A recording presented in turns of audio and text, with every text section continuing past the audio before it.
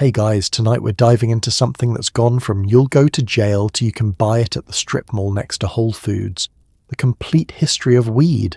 Not the sanitized corporate cannabis story, not the stoner comedy version. The real, messy, thousands of years long saga of how a plant went from ancient medicine to moral panic to billion-dollar industry. So before you get comfortable, take a second to like the video and subscribe if you're enjoying this. Leave a comment telling me where you're listening from, and thank you for suggesting this topic, it means a lot. Also, we're now live on Spotify, so check the description for the link if you want to listen there. Now, dim those lights, switch on a fan for that soft white noise, get comfortable, and maybe grab some snacks because this is a long one. Let's pause for a second. Have you ever wondered how a plant became public enemy number one? How did ancient emperors use it for medicine while 1980s America locked people up for decades over it? What did reefer madness actually say? How did Bob Marley, Snoop Dogg, and your suburban neighbor's dispensary all end up in the same timeline? Could you survive prohibition knowing that aspirin was legal, but a joint could ruin your life? Would you have been brave enough to grow it in your basement while the DEA kicked down doors? And now, congratulations. You've just woken up in 2800 BCE in ancient China. You have no idea that this weird plant you're growing will someday be worth more than the GDP of small countries. Good luck. Let's start at the very beginning, back when nobody called it marijuana, reefer, or devil's lettuce. In ancient China, around 2800 BCE, cannabis wasn't a crime, it was medicine. Emperor Shen Nung, known as the father of Chinese medicine, literally wrote the book on herbal remedies, and cannabis was in there right next to ginseng and ginger. Not because he was trying to party, but because it actually worked. The ancient Chinese used cannabis for pain relief, inflammation, and even menstrual cramps. Yes, they were more progressive about periods 5,000 years ago than half of modern America. They made teas, poultices, and tinctures, grinding the flowers and leaves into treatments that, shockingly, didn't ruin anyone's life or send them to prison. Shen Nung's medical text, the Pen to Sao, listed hundreds of plants, but cannabis held a special place. They called it Ma, and they used every part of it. The seeds were eaten for nutrition, packed with protein and oils. The fibers were woven into clothing and rope. And the flowers? Those were reserved for medicine. If you had gout, rheumatism, malaria, or were just generally falling apart, cannabis was prescribed. They understood somehow that this plant had properties that eased suffering. No clinical trials, no FDA approval, just centuries of observation and trust in what worked. The fascinating part is how normalized it was. Cannabis wasn't hidden in back rooms or whispered about in shame. It was sold openly in markets, cultivated in fields, and recommended by respected physicians. Chinese surgeons even used cannabis mixed with wine as an anesthetic before operations, which honestly sounds more pleasant than waking up mid-surgery because someone ran out of ether. Imagine a world where your doctor hands you cannabis for pain relief and nobody arrests either of you. Wild, right? But here's the thing. Ancient China didn't just tolerate cannabis, they studied it. They noted that too much could cause hallucinations, that different preparations had different effects, and that moderation mattered. They weren't idiots. They knew you could overdo it. But instead of banning it outright and throwing people in dungeons, they just used it responsibly. Revolutionary concept. And it wasn't just China. Across Asia, cannabis was woven into the fabric of daily life. It was in the pharmacopoeias, the agricultural guides, the trade routes. It was as common as tea and about as controversial. For thousands of years, humans and cannabis coexisted peacefully, each benefiting from the other. No moral panic, no propaganda, no reefer madness, just a plant doing what plants do and people appreciating it. Of course, this didn't last. Eventually, colonialism, capitalism, and a guy named Harry Anslinger would come along and decide that this ancient, harmless plant was actually a threat to civilization. But we'll get to that. For now, just appreciate the irony. 5,000 years ago, emperors were prescribing weed for cramps. In 1970, America decided you deserved prison for the same thing. Fast forward a few centuries and hop over to India, where cannabis wasn't just tolerated, it was sacred. Hindus believed that the god Shiva brought cannabis down from the Himalayas as a gift to humanity, which honestly tracks because if any deity would be cool with weed, it's Shiva. They called it bhang, mixed it into drinks, and consumed it during religious festivals. This wasn't recreational, this was spiritual technology. Sadhus, the wandering holy men, smoked cannabis to aid meditation, connect with the divine, and presumably deal with the fact that they owned nothing and lived in caves. Meanwhile, in the West, we'd eventually decide this same plant was corrupting youth and destroying civilization. Funny how that works. In Hindu tradition, cannabis wasn't just permitted, it was celebrated. The Vedas, ancient sacred texts dating back to 1500 BCE, refer to cannabis as one of the 5 sacred plants. It was considered a source of happiness, a liberator, a gateway to higher consciousness. During Holi, the festival of colours, people drank bhang lassi, a cannabis-infused yogurt drink, and danced through the streets covered in coloured powder. It was joyful, communal, and deeply spiritual. Nobody was getting arrested. Nobody was going to rehab. They were just celebrating life, with a plant their gods had blessed.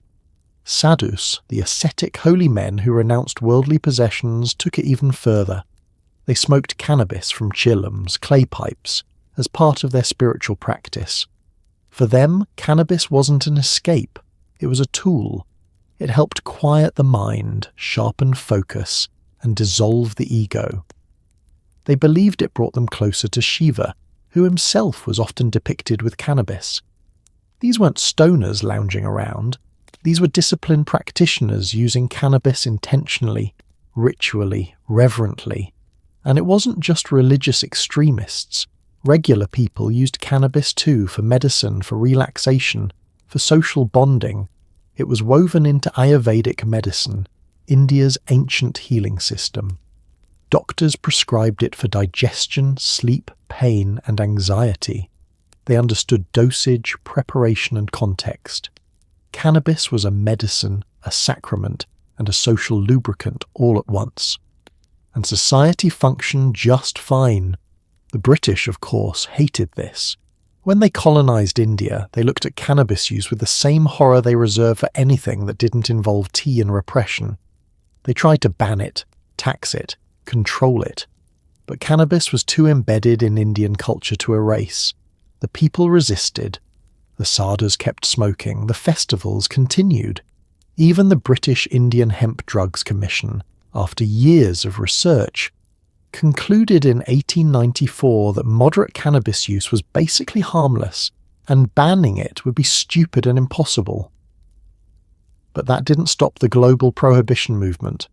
By the 20th century, Western powers pushed anti-cannabis laws worldwide, including in India. The sacred plant, blessed by Shiva himself, was criminalized under pressure from countries that had decided a 5,000-year-old spiritual tradition was somehow dangerous.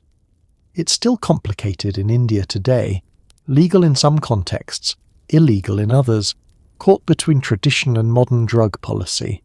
The irony?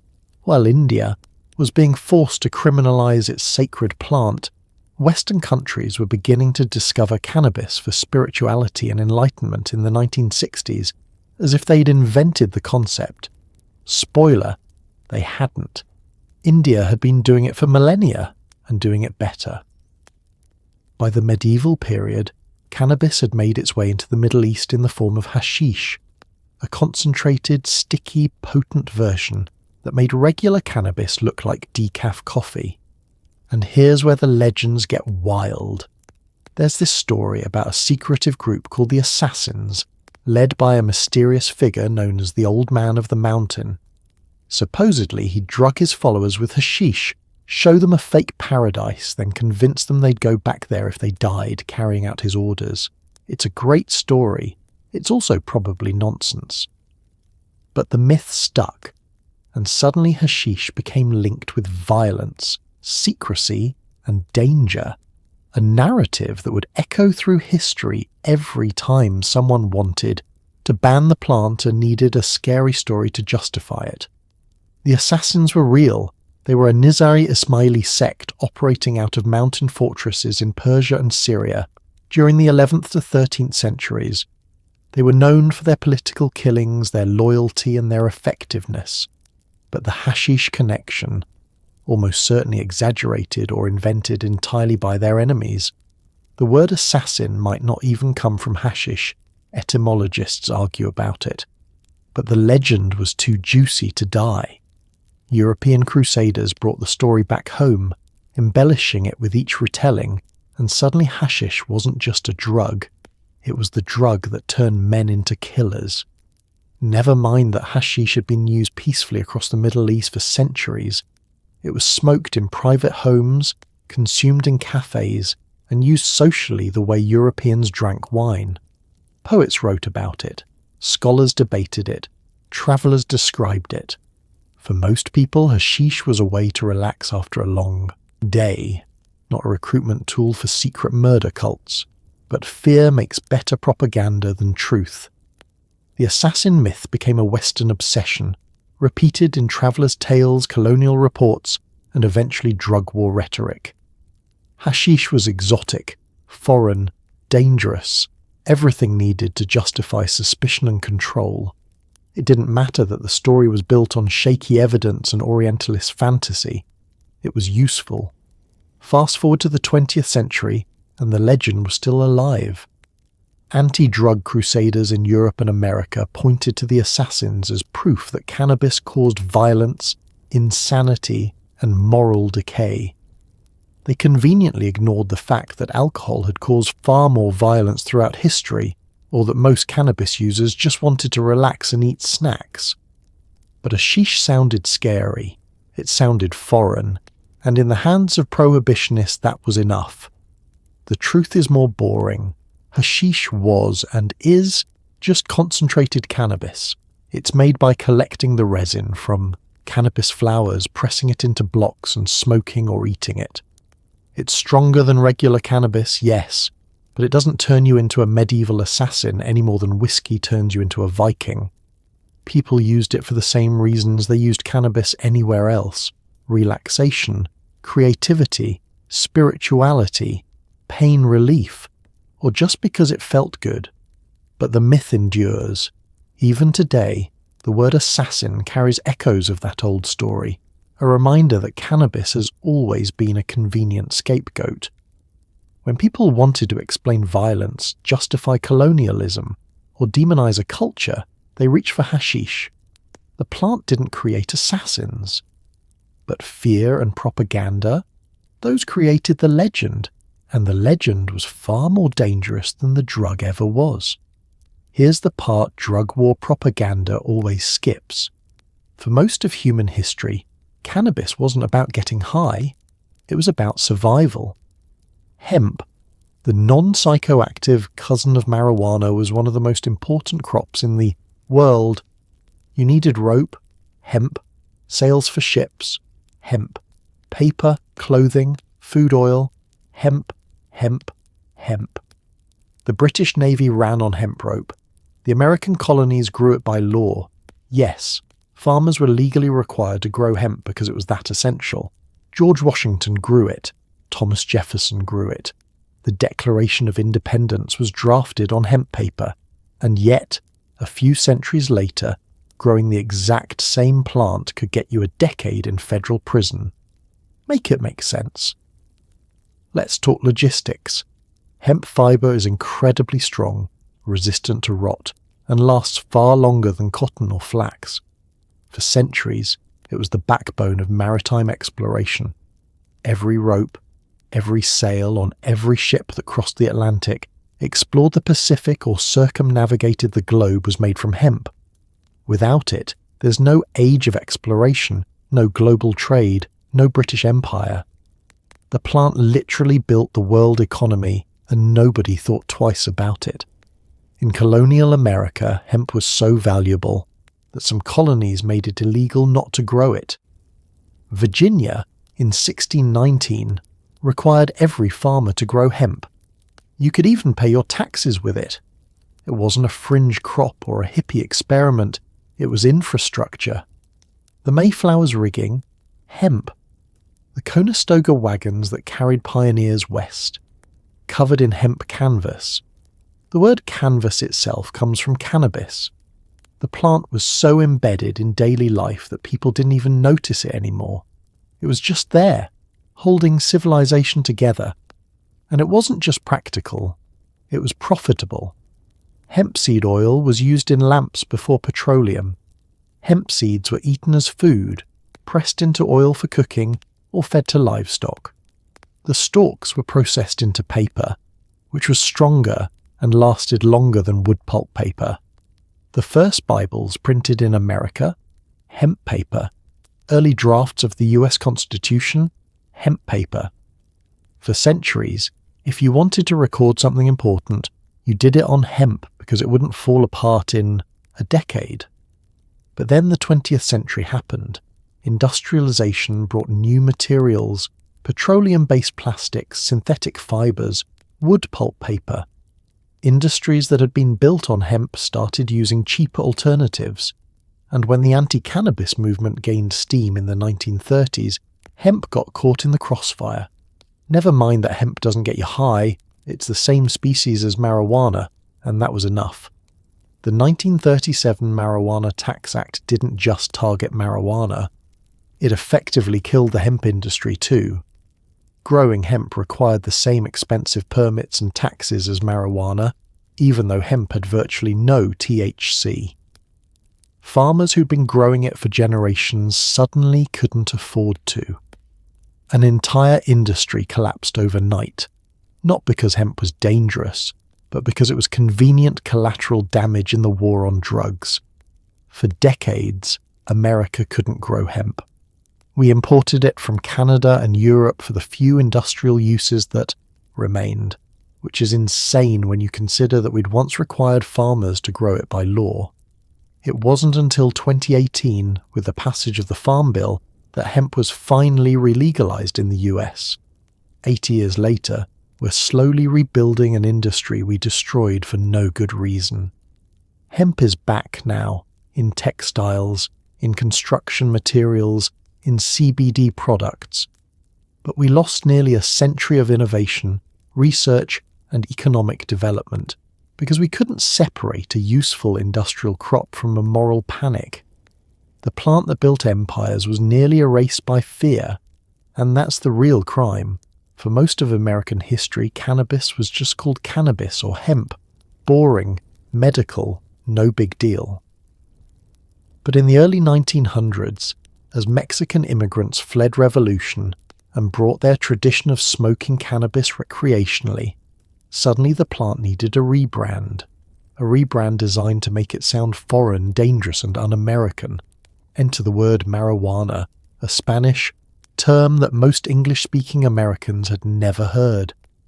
Anti-cannabis crusaders latched onto it, using it in propaganda to associate the plant with Mexican immigrants, jazz musicians, and anyone who didn't fit into white middle-class America. It was the same plant, but now it had a name that sounded like a threat. And just like that, medicine became menace, all because someone decided a Spanish word was scarier than a Latin one. Before the Mexican Revolution of 1910, most Americans had never heard the word marijuana. They knew cannabis.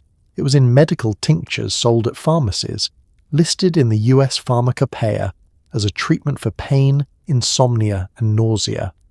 Doctors prescribed it. Patients used it. Nobody panicked. But when hundreds of thousands of Mexican refugees crossed the border, fleeing violence and instability, they brought their own customs with them. including the practice of smoking cannabis for relaxation. In Mexico, they called it marijuana American. Newspapers, particularly in the Southwest, seized on this. Suddenly, stories appeared about Mexican immigrants using marijuana and committing crimes, corrupting white Americans, spreading violence. Never mind that crime rates among immigrants were actually lower than native-born populations. Never mind that cannabis had been used safely in America for decades. The narrative was too useful. A foreign substance, brought by foreign people, threatening American values. The language shift was deliberate. Anti-cannabis crusaders stopped calling it cannabis and started calling it marijuana specifically to make it sound foreign and frightening. They wanted white, English-speaking Americans to associate the plant with Mexican immigrants, not with the medicine their grandmother took for headaches. It worked. Newspapers ran sensationalist headlines. Marijuana-crazed Mexican kills family. Marijuana, the assassin of youth. The same plant that had been sold legally in pharmacies was now a menace from south of the border. This wasn't just about cannabis, it was about race, immigration, and control. The early 20th century was a time of massive social anxiety in America. Waves of immigration, racial integration, the rise of jazz culture, women demanding rights, everything felt like it was changing too fast. And when societies feel anxious, they look for scapegoats. Marijuana became the perfect one, foreign, racialized, and easy to demonize. The strategy worked so well that even today, nearly a century later, most Americans still call it marijuana instead of cannabis. We've internalized the propaganda. The word itself carries the weight of that history. Fear, racism, and moral panic, all rolled into 2 syllables. Some activists have pushed to reclaim the word, to strip it of its racist connotations. Others refuse to use it, preferring cannabis as a way to separate the plant from its ugly past. But here's the kicker. The plant didn't change, not one bit. The same cannabis that helped patients in 1910 was the same cannabis that got demonized in 1920. The same hemp that built the Navy was the same plant Mexican immigrants smoked. The only thing that changed was the name, and the name was chosen specifically to scare people. It's a masterclass in propaganda. Take something familiar, give it a foreign label, and suddenly it's a threat. Language matters. Words shape how we think, how we feel, and how we legislate. By rebranding cannabis as marijuana, prohibitionists didn't just change the conversation, they won it. They turned medicine into menace, a useful plant into public enemy, and a cultural practice into a crime, all with a single word. And once that word took root, it was almost impossible to undo the damage. If you're looking for a villain in the story of cannabis prohibition, meet Harry J. Anslinger, the first commissioner of the Federal Bureau of Narcotics, and a man who really, really hated weed, or at least he hated the people he associated with it. Black jazz musicians, Mexican labourers, and anyone living on society's margins.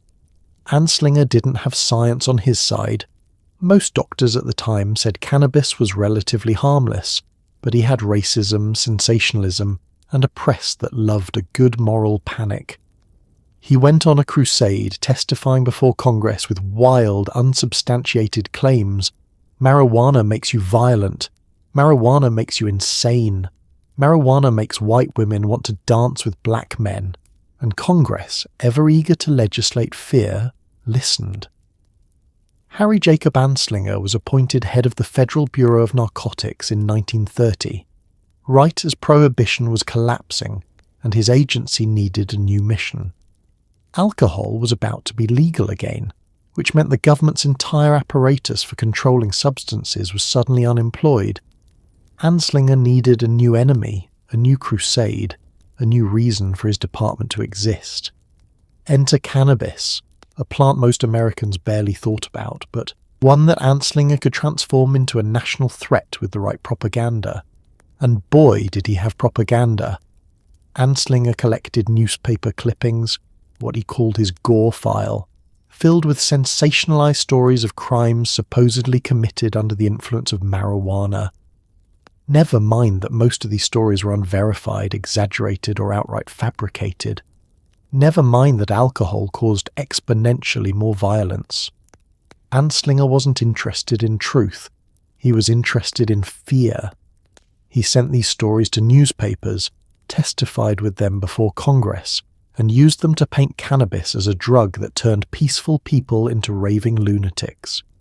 His rhetoric was explicitly racist. He claimed that marijuana made black men forget their place in society, that it made them think they were as good as white men. He said it caused white women to seek relationships with black men and Mexican immigrants. He warned that jazz music, already viewed with suspicion by white America, was fueled by marijuana and spreading moral decay. In one infamous quote, he said, "Reefer makes darkies think they're as good as white men." That wasn't a fringe opinion. That was his official testimony. Anslinger also weaponized selective enforcement. While white Americans who use cannabis might get a slap on the wrist, black and brown communities faced harsh prosecution. Anslinger personally targeted jazz musicians. Billie Holiday, one of the greatest singers of all time, was hounded by Anslinger's agents for years. They arrested her, pressured her, and even reportedly prevented her from receiving proper medical care when she was dying in a hospital bed. Why? Because she was black, famous, and didn't apologize for using drugs. She became an example, a warning. Step out of line and we'll destroy you. The American Medical Association, the country's leading medical organization, opposed Anslinger's crusade. Doctors testified that cannabis had legitimate medical uses and that prohibition was unnecessary. Anslinger dismissed them. He didn't need science. He needed headlines. And he got them. Newspapers ate up his stories. Politicians, eager to look tough on crime, backed his policies. And by 1937, cannabis was effectively illegal nationwide. But here's the thing. Anslinger knew he was lying. In private letters and internal memos, he acknowledged that cannabis wasn't particularly dangerous. But publicly, he kept up the charade because his career, his agency, and his power depended on it. He wasn't a true believer. He was an opportunist who built an empire on fear and racism. Anslinger remained in power for over 30 years, shaping drug policy not just in America, but worldwide. He influenced international treaties, pushed other countries to adopt similar prohibitions, and embedded his racist, anti-scientific worldview into global drug law. By the time he retired in 1962, the damage was done. Millions of lives had been disrupted, communities had been targeted, and a useful plant had been demonized beyond recognition. Harry Anslinger didn't just make cannabis illegal, he made it evil. He turned a plant into a weapon, and he aimed that weapon at the people he despised. His legacy isn't just bad policy, it's generational harm, coded into law and justified with lies. And we're still living with the consequences. In 1936, a film called Reefer Madness hit theaters, funded by a church group and designed to scare parents into thinking one puff of marijuana would turn their children into axe-murdering maniacs. The plot is absurd. Clean-cut high schoolers smoke a joint, then immediately descend into violence, insanity, suicide, and jazz piano. It's so over the top that it plays like satire, except it wasn't. People believed this. The film was shown in schools. Parents panicked, and an entire generation grew up thinking cannabis was one step away from heroin, despite zero evidence. Decades later, Reefer Madness became a cult comedy, a punchline, proof that propaganda doesn't age well. But by then, the damage was done. Millions of lives ruined by laws built on lies. The film opens with a stern-faced narrator warning parents about the new menace sweeping the nation, marijuana, a violent narcotic that's destroying America's youth. From there, it's a downward spiral of melodrama. A drug dealer lures innocent teenagers to a house where marijuana is smoked. Within minutes, the kids are wild-eyed, laughing maniacally, playing piano at insane speeds, and engaging in what the film vaguely suggests is premarital sex. One boy, under the influence, accidentally kills a girl. Another boy goes insane and is committed to an asylum. A girl throws herself out a window. All because of marijuana. It's unintentionally hilarious. The acting is wooden, the plot is incoherent, and the depiction of marijuana's effects is so divorced from reality that it's hard to believe anyone took it seriously. But they did. Reefer madness wasn't alone. It was part of a wave of exploitation films in the 1930s designed to shock audiences under the guise of education. Films like Assassin of Youth and Marijuana, Weed with Roots in Hell, push the same message. Marijuana will destroy you, your family, and society. These films were funded by anti-drug organizations, churches, and sometimes local governments.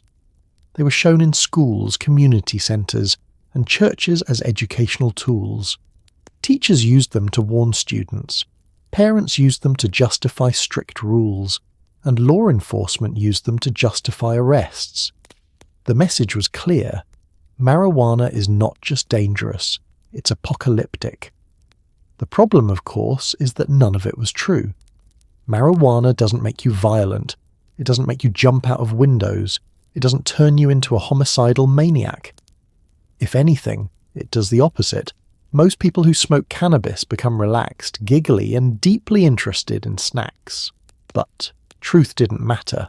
What mattered was the narrative, and the narrative was that marijuana was a foreign, corrupting force destroying American youth. By the 1970s, attitudes were shifting. A new generation had tried marijuana and realized the propaganda was nonsense. Reefer madness was rediscovered, not as a warning but as a comedy. Midnight screenings became popular, with audiences laughing at the absurdity, shouting at the screen, and mocking the over-the-top performances. It became a cult classic, a symbol of how spectacularly wrong the establishment had been. In 2005, it was even turned into a musical satire, celebrating the film's ridiculousness, while also pointing out the very real harm that this kind of propaganda caused. Because here's the thing. Reefer madness is funny now, but it wasn't funny to the people who were arrested, imprisoned, and had their lives destroyed based on the lies it promoted. The film is a time capsule of fear, a reminder that, when society panics, truth is the first casualty. And while we can laugh at the bad acting and the ridiculous plot, we can't ignore what it represents. A deliberate campaign to demonize a plant and the people who used it, built on exaggeration, racism, and moral hysteria. Reefer madness didn't reflect reality. It created a false reality, where marijuana was a dangerous drug and the people who used it were threats to society. That false reality became law, became policy, became the justification for decades of arrests and incarceration. The joke isn't just that the film was bad. The joke is that we believed it. And the punchline, millions of people paid the price. In 1937, Congress passed the Marijuana Tax Act, which didn't technically ban cannabis. It just taxed and regulated it so heavily that it became functionally illegal. You could still possess it, technically, if you had the right stamps and permits, which the government refused to issue. Convenient. The American Medical Association opposed the bill, arguing there was no scientific basis for it. Didn't matter. Anslinger's fear campaign had worked. Cannabis, used for thousands of years as medicine, was now classified alongside heroin and cocaine. And just like that, a plant became a crime, not because of evidence, but because of prejudice wrapped in paperwork. The Marijuana Tax Act was a legislative sleight of hand. Rather than outright banning cannabis, which might have faced constitutional challenges, Congress imposed a tax on anyone who cultivated, sold, or possessed it. The tax itself wasn't prohibitive, it was the bureaucracy around it that made compliance impossible. You needed a special tax stamp to legally handle cannabis, but to get the stamp you had to already possess cannabis, which was illegal without the stamp.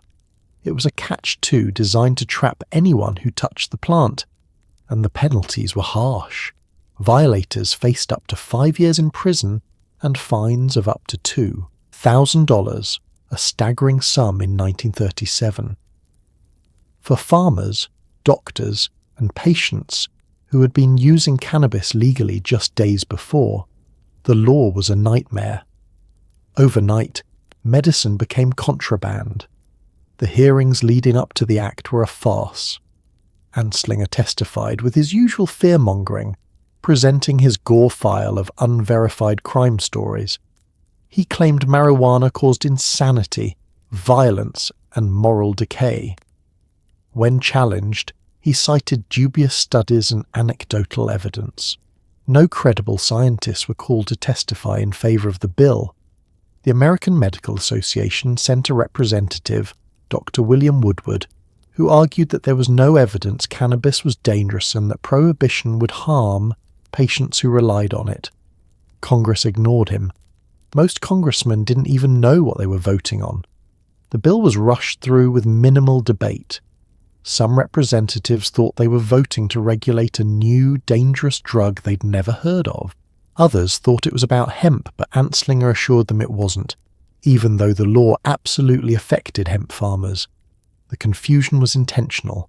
The less Congress understood, the easier it was to pass. The hemp industry was blindsided.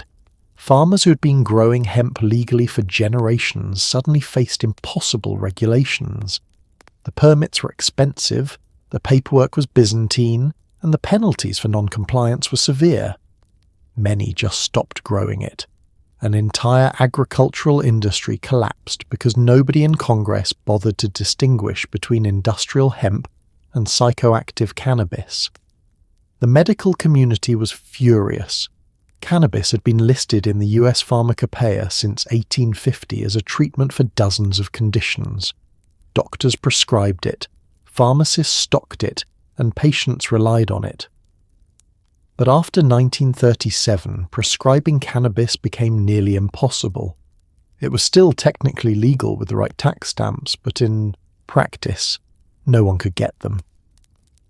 By 1942, cannabis was removed from the US Pharmacopoeia entirely, not because it stopped working, but because it was too legally complicated to prescribe.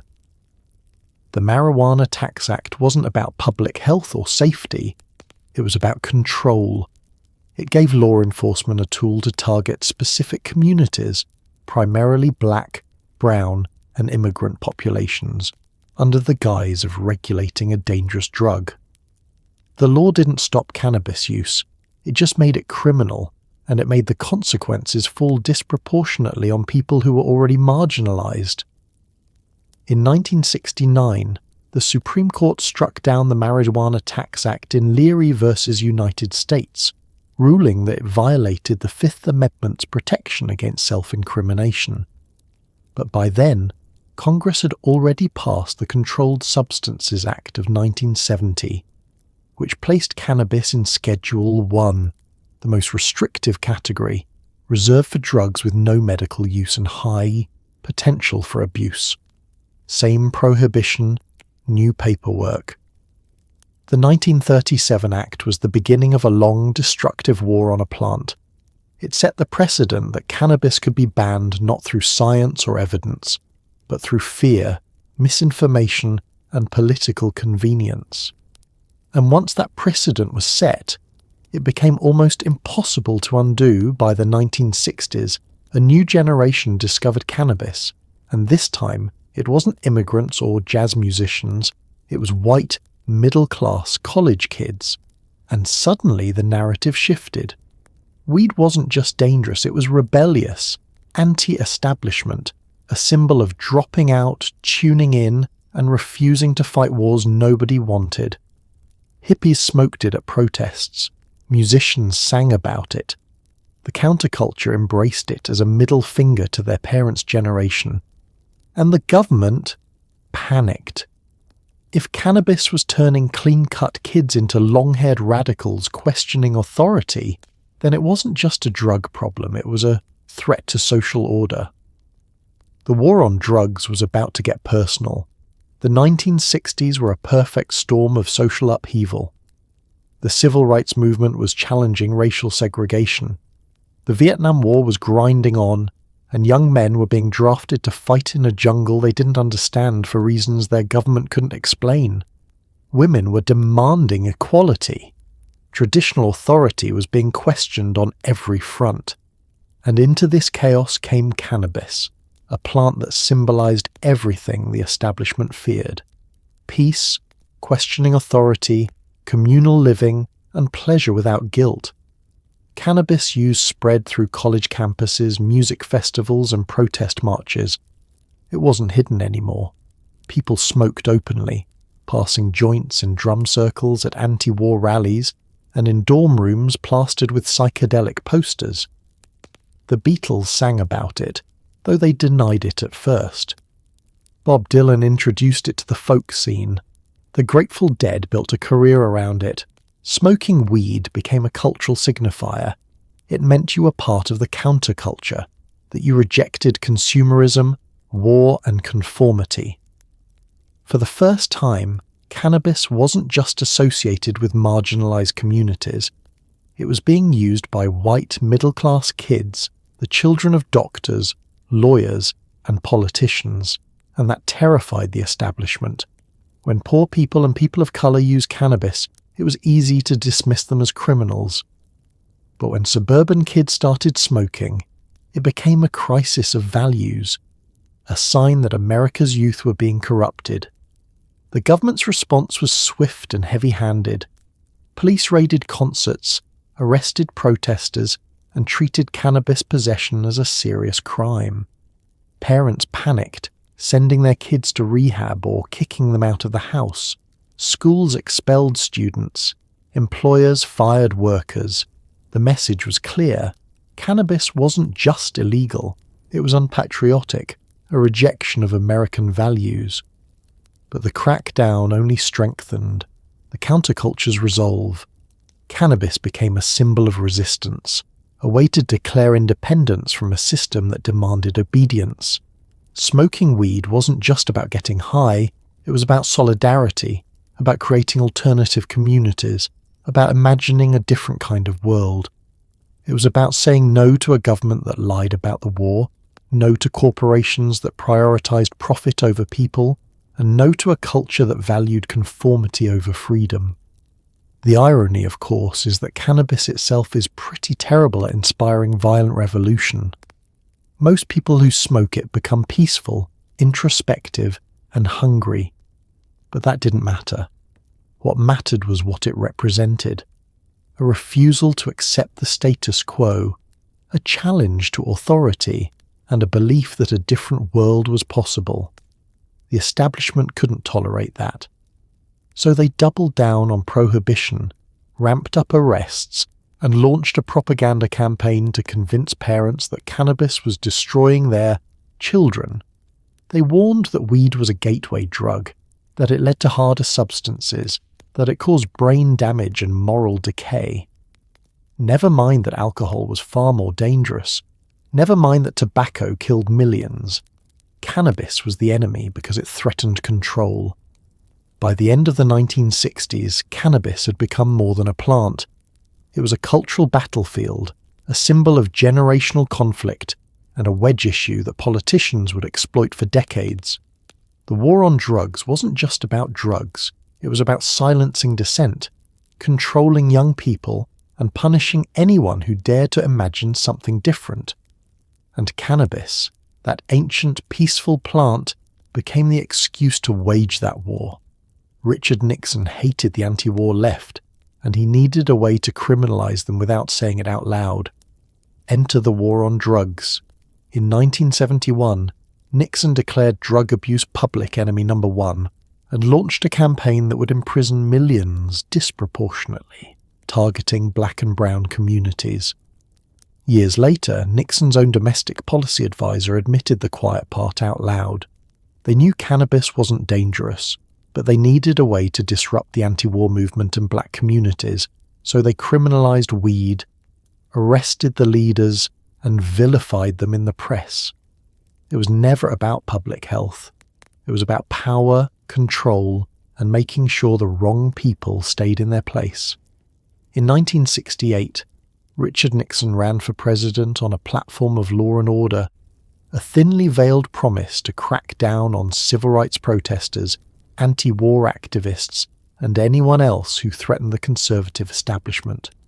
When he won, he needed a way to deliver on that promise without openly targeting political dissent, which would be unconstitutional.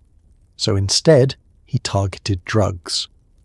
On June 17, 1971, Nixon held a press conference and declared drug abuse public enemy number one in the United States.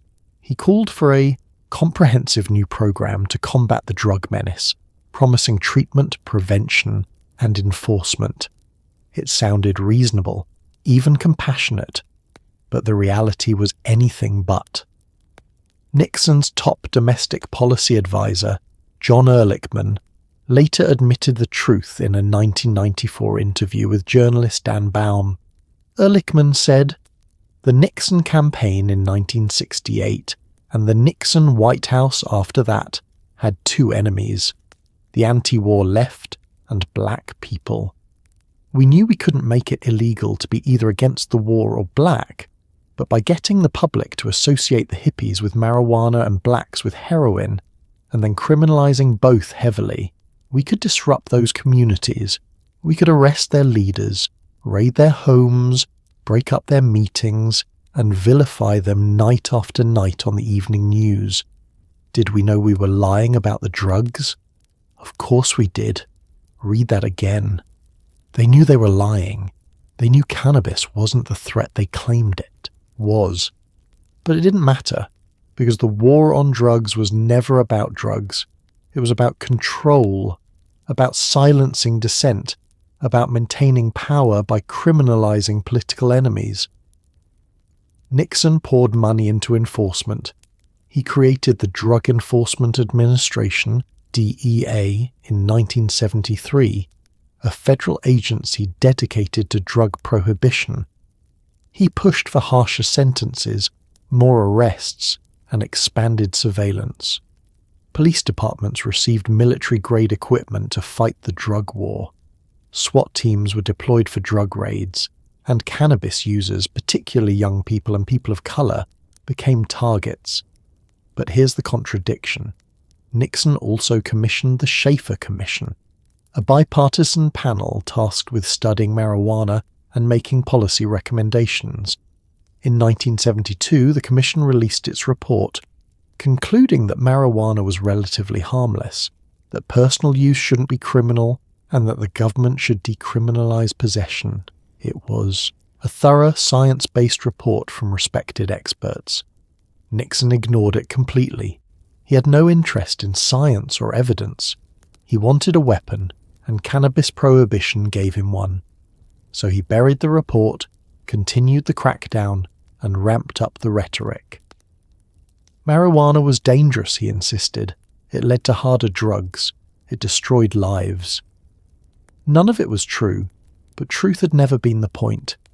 The war on drugs exploded under Nixon, but it didn't end with him.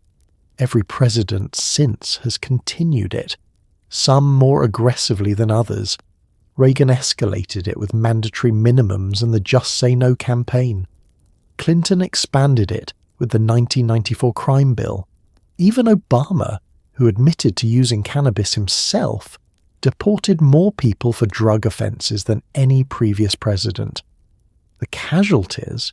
Millions of arrests, overwhelmingly of black and brown people, despite similar usage rates across racial groups. Families torn apart, communities destabilized, entire generations incarcerated for a plant that's now sold legally in dispensaries next to coffee shops. Nixon's war on drugs wasn't a failure. It was a success. just not in the way it was sold to the public. It didn't reduce drug use. It didn't make communities safer. But it did exactly what it was designed to do. It gave the government a tool to target, arrest, and control populations it viewed as threats. And it did so under the cover of public health and safety, making it nearly impossible to challenge without being accused of being soft on crime. The war on drugs is Nixon's most enduring legacy, and it's built on a foundation of lies. Cannabis became a political weapon, wielded against anyone who dared to dissent, resist, or simply exist in a way that made the powerful uncomfortable. And we're still fighting that war today, still living with the damage, still trying to undo what Nixon set in motion over 50 years ago. By the 1980s, the war on drugs wasn't just rhetoric, it was policy. Brutal, unforgiving policy. Mandatory minimum sentencing laws meant that even low-level non-violent cannabis offences could land you in prison for years, sometimes decades. No judicial discretion, no second chances. You got caught with the wrong amount in the wrong place and your life was over. Meanwhile, violent offenders, white-collar criminals, and people who actually harmed others often got lighter sentences. The system wasn't broken. It was working exactly as designed, locking up poor people, black people, brown people, while the rich went to rehab and the powerful went home. Mandatory minimums weren't new, but the 1980s saw them weaponized like never before. The Anti-Drug Abuse Act of 1986, signed by President Reagan, established harsh mandatory sentences for drug offences based on the quantity of drugs involved. Possess 5 grams of crack cocaine, 5 years minimum, 50 grams, 10 years. And while cannabis wasn't initially included at the same harsh levels, subsequent state laws and federal guidelines ensured that even marijuana convictions carried serious time, especially if you were caught with intent to distribute. Here's how it worked in practice. You're a 22-year-old college student. Maybe you're selling a little weed to your friends to make rent. Not cocaine, not heroin, just cannabis. Someone tips off the police, or you get unlucky, and suddenly you're arrested with 3 ounces in your backpack. In some states, that's intent to distribute. The prosecutor offers you a deal, plead guilty, take 5 years, or fight it, risk trial, and potentially face 10 or 15.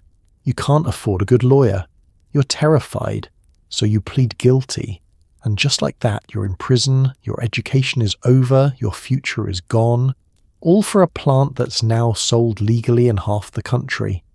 Judges hated mandatory minimums. Many spoke out against them, arguing that they stripped away judicial discretion and forced them to impose sentences that didn't fit the crime. But their hands were tied. The law was the law. A judge might look at a 19-year-old first-time offender and think, this kid deserves probation, treatment, a second chance. But if the law said 5 years minimum, that's what the kid got. No exceptions. The racial disparity was staggering. Black Americans were arrested for cannabis offences at nearly 4 times the rate of white Americans, despite similar usage rates. Once arrested, they were more likely to be prosecuted, more likely to be convicted, and more likely to receive harsh sentences. A white college student caught with weed might get a warning or a fine. A black teenager in the same situation could end up in prison. And it wasn't just the time served, it was everything that came after. A felony drug conviction meant you couldn't vote in many states. You couldn't get federal student loans, public housing, or food stamps. Employers could legally refuse to hire you. You were marked, for life, a second-class citizen, all because of a non-violent drug offence. The punishment didn't end when you left prison. It followed you forever. The war on drugs created a prison boom. Between 1980 and 2000, the US prison population quadrupled, driven largely by drug convictions. Private prisons emerged, profiting off incarceration. Entire industries, prison construction, surveillance technology, Parole monitoring grew fat on the drug war. The system wasn't just punishing people, it was monetizing their punishment. Families were destroyed, children grew up without parents, communities were hollowed out. And for what? Cannabis use didn't decline. If anything, it increased. Prohibition didn't work, it just made the consequences catastrophic for the people caught in its net.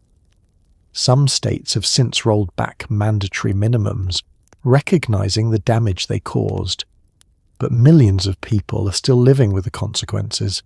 They're still on parole, still carrying felony records, still barred from opportunities because of laws that have since been recognized as unjust. Mandatory minimums weren't tough on crime, they were tough on people, disproportionately people of color, disproportionately the poor, disproportionately the powerless. And they were justified with the same lies that had been told for decades, that cannabis was dangerous, that users were criminals, that harsh punishment was the only solution. None of it was true, but the damage, that was very, very real. In 1996, something shifted. California passed Proposition 215, legalizing medical marijuana, and for the first time in decades, a state said maybe this plant isn't the devil after all. It wasn't a free-for-all, you needed a doctor's recommendation, a legitimate condition, but it cracked the door open.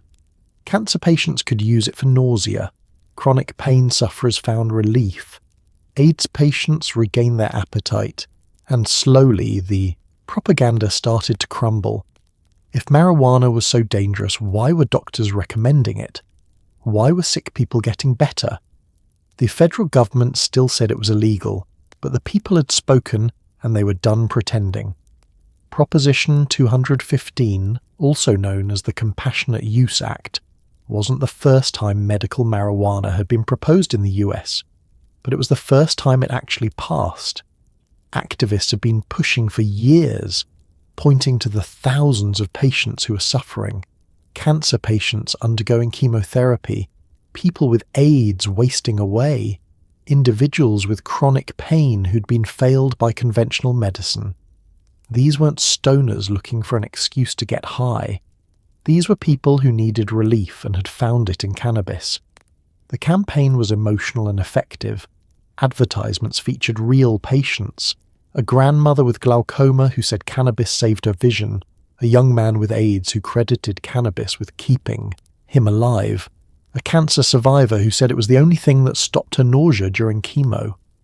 These weren't hypothetical cases. They were real people with real suffering, and cannabis was helping them when nothing else would. On Election Day, November 5, 1996, Proposition 215 passed with 56% of the vote. It was a stunning victory, a direct rebuke to decades of federal prohibition. California, the most populous state in the nation, had just told the federal government, "We don't care what you say. Our people need this medicine, and we're going to allow it." The law was simple. Patients with a doctor's recommendation could legally possess and cultivate cannabis for medical use. Qualifying conditions included cancer, AIDS, glaucoma, chronic pain, seizures, and any other condition for which a physician believed cannabis might help. It was broad, intentionally so, because the point wasn't to nitpick, it was to give patients access. But the federal government was furious. Cannabis was still illegal under federal law, classified as Schedule 1, no accepted medical use, high potential for abuse. The Drug Enforcement Administration threatened to revoke the licenses of doctors who recommended cannabis. Federal prosecutors warned they would still enforce federal law even in California. The message was clear. We don't care what California voters decided, prohibition stands. But California didn't back down. Patients kept getting recommendations. Doctors kept writing them. And slowly dispensaries began to open, storefronts where patients could legally purchase cannabis, often for the first time in their lives. It was surreal. You could walk into a shop, show your recommendation, and buy cannabis as if it were aspirin. No back alleys, no dealers, no fear, just medicine. The model spread. Other states watched California and thought, maybe they're onto something. Alaska, Oregon, and Washington passed medical marijuana laws in 1998. Maine followed in 1999. By the mid-2000s, over a dozen states had legalized medical cannabis. Each new state was a crack in the prohibition wall, a signal that the drug war's foundation was crumbling. Medical marijuana wasn't perfect. Some people abused the system, getting recommendations for dubious conditions just to access legal weed. Some doctors set up recommendation mills, seeing dozens of patients a day and rubber-stamping approvals. Critics pointed to this as proof that medical marijuana was just a backdoor to legalization. And you know what? They were partly right. For many activists, medical marijuana was always a stepping stone. They knew outright legalization was politically impossible in the 1990s, so they focused on the hardest cases to argue against: sick people who needed help. It was strategic, and it worked. Medical marijuana softened public opinion, normalized cannabis, and built the infrastructure that would eventually support full legalization. But more importantly, it actually helped people. Thousands of patients found relief. Some got their lives back, and for the first time in decades, cannabis wasn't just associated with crime and fear, it was associated with healing. That shift in perception was seismic. It meant that when people thought about cannabis, they didn't just picture a joint at a concert. They pictured a grandmother managing her arthritis, a veteran coping with PTSD, a child with epilepsy finally having fewer seizures. Proposition 215 didn't end the war on drugs, but it landed a serious blow. It proved that the people could challenge prohibition, that states didn't have to wait for federal permission, and that cannabis, when used responsibly and medically, could be a force for good. The door was open, and once it was open, there was no closing it again. With medical marijuana legalized in California, a new industry was born: dispensaries. These weren't back-alley dealers. They were storefronts with security, staff, and menus listing strains like fine wine. You could walk in, show your card, and choose between indica, sativa, or hybrid, each with different effects, flavors, and strengths. It was surreal. For decades, buying weed meant sketchy meetings and paranoia.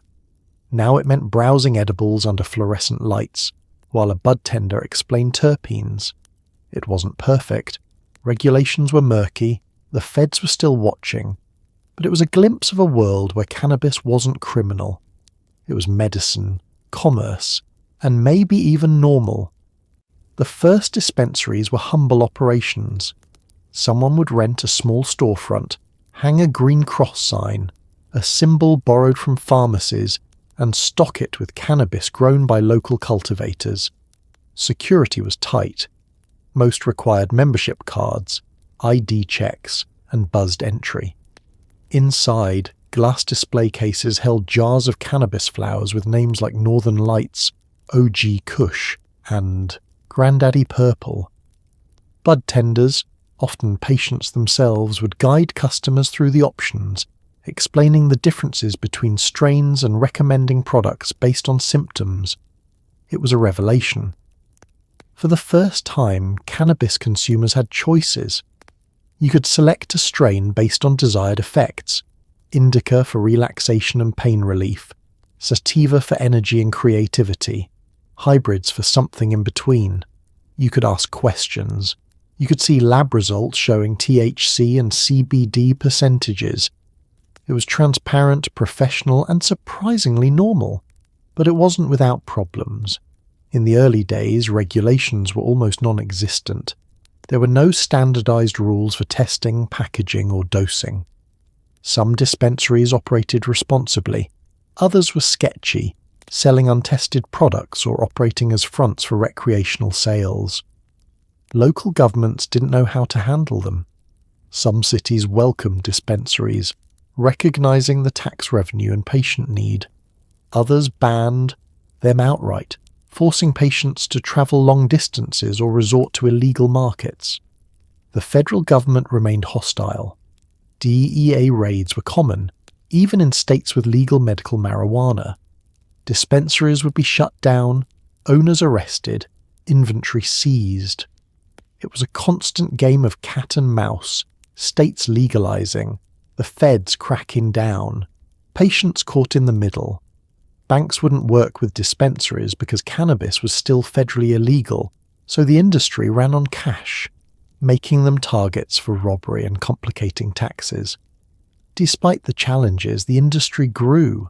By the mid-2000s, California had hundreds of dispensaries. Los Angeles alone had more dispensaries than Starbucks locations. The industry created jobs, growers, trimmers, bud tenders, security, delivery drivers. It generated tax revenue, and it normalized cannabis in a way that decades of activism hadn't been able to achieve. Dispensaries also became community hubs. Patients shared stories, compared strains, and found solidarity in their shared experience of using a medicine that was still stigmatized. For many, especially those with serious illnesses, dispensaries were lifelines. They weren't just buying cannabis, they were reclaiming dignity, autonomy, and relief. The culture evolved too. Cannabis stopped being just a joint passed at a concert and became something more nuanced. Medicine with strains, terpenes, and entourage effects. People talked about cannabis the way wine enthusiasts talked about vintages. Dispensaries offered not just flower, but edibles, tinctures, topicals, and concentrates. You could buy a cannabis-infused brownie, a CBD salve for joint pain, or a vape pen for discreet use. This professionalization had downsides. Some worry that cannabis was losing its countercultural edge, that it was being corporatized and sanitized.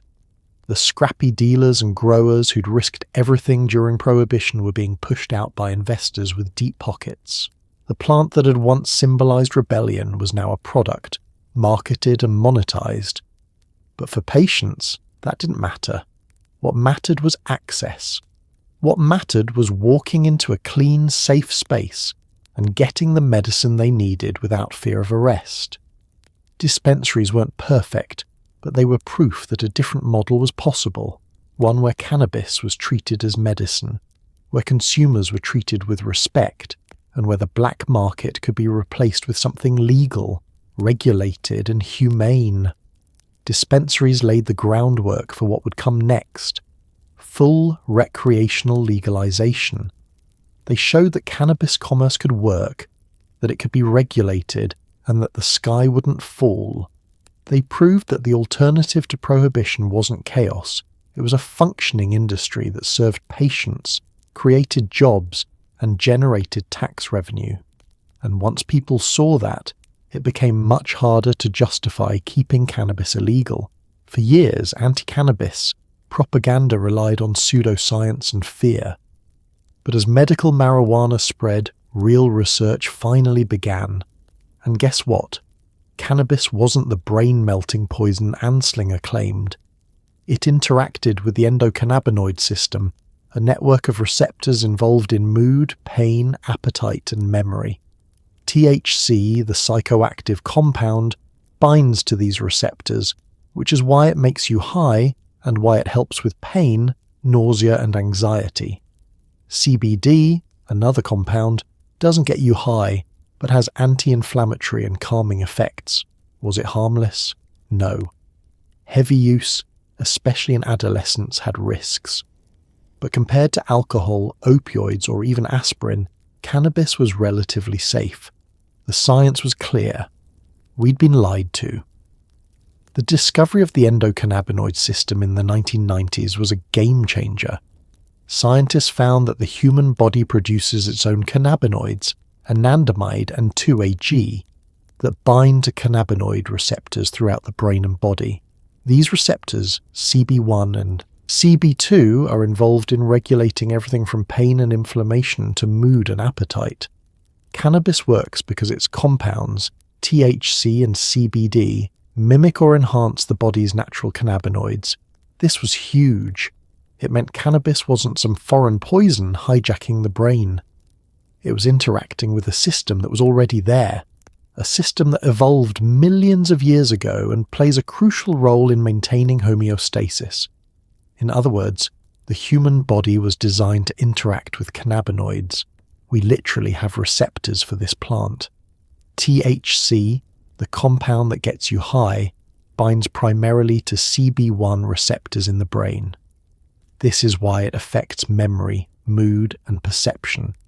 It's also why it's effective for pain relief, nausea, and appetite stimulation. For cancer patients undergoing chemotherapy, THC can mean the difference between eating and starving. For people with chronic pain, it can provide relief when opioids fail or cause unbearable side effects. CBD, on the other hand, doesn't bind strongly to CB1 or CB2 receptors, but influences them indirectly. It has anti-inflammatory, anti-anxiety, and anticonvulsant properties. It's been used successfully to treat epilepsy, so successfully that the FDA approved Epidiolex, a CBD-based medication, in 2018 for severe forms of epilepsy. That approval was significant. It was the first time the federal government acknowledged that cannabis had legitimate medical use. But the research also revealed risks. Heavy, long-term cannabis use, especially starting in adolescence, was associated with cognitive impairments, particularly in memory and executive function. For young people whose brains were still developing, frequent use could have lasting effects. There was also evidence linking heavy use to increased risk of mental health issues, particularly in people predisposed to conditions like schizophrenia. Cannabis wasn't without risks, and responsible scientists were clear about that. But the risks were nowhere near what prohibition propaganda had claimed. Cannabis didn't cause brain damage, it didn't make you violent, it didn't lead inevitably to harder drugs. The gateway drug theory, a cornerstone of anti-cannabis rhetoric, was largely debunked. Most people who tried cannabis never moved on to other drugs, and the correlation that did exist was better explained by social factors than pharmacology. What became clear was that cannabis was far less dangerous than legal substances like alcohol and tobacco.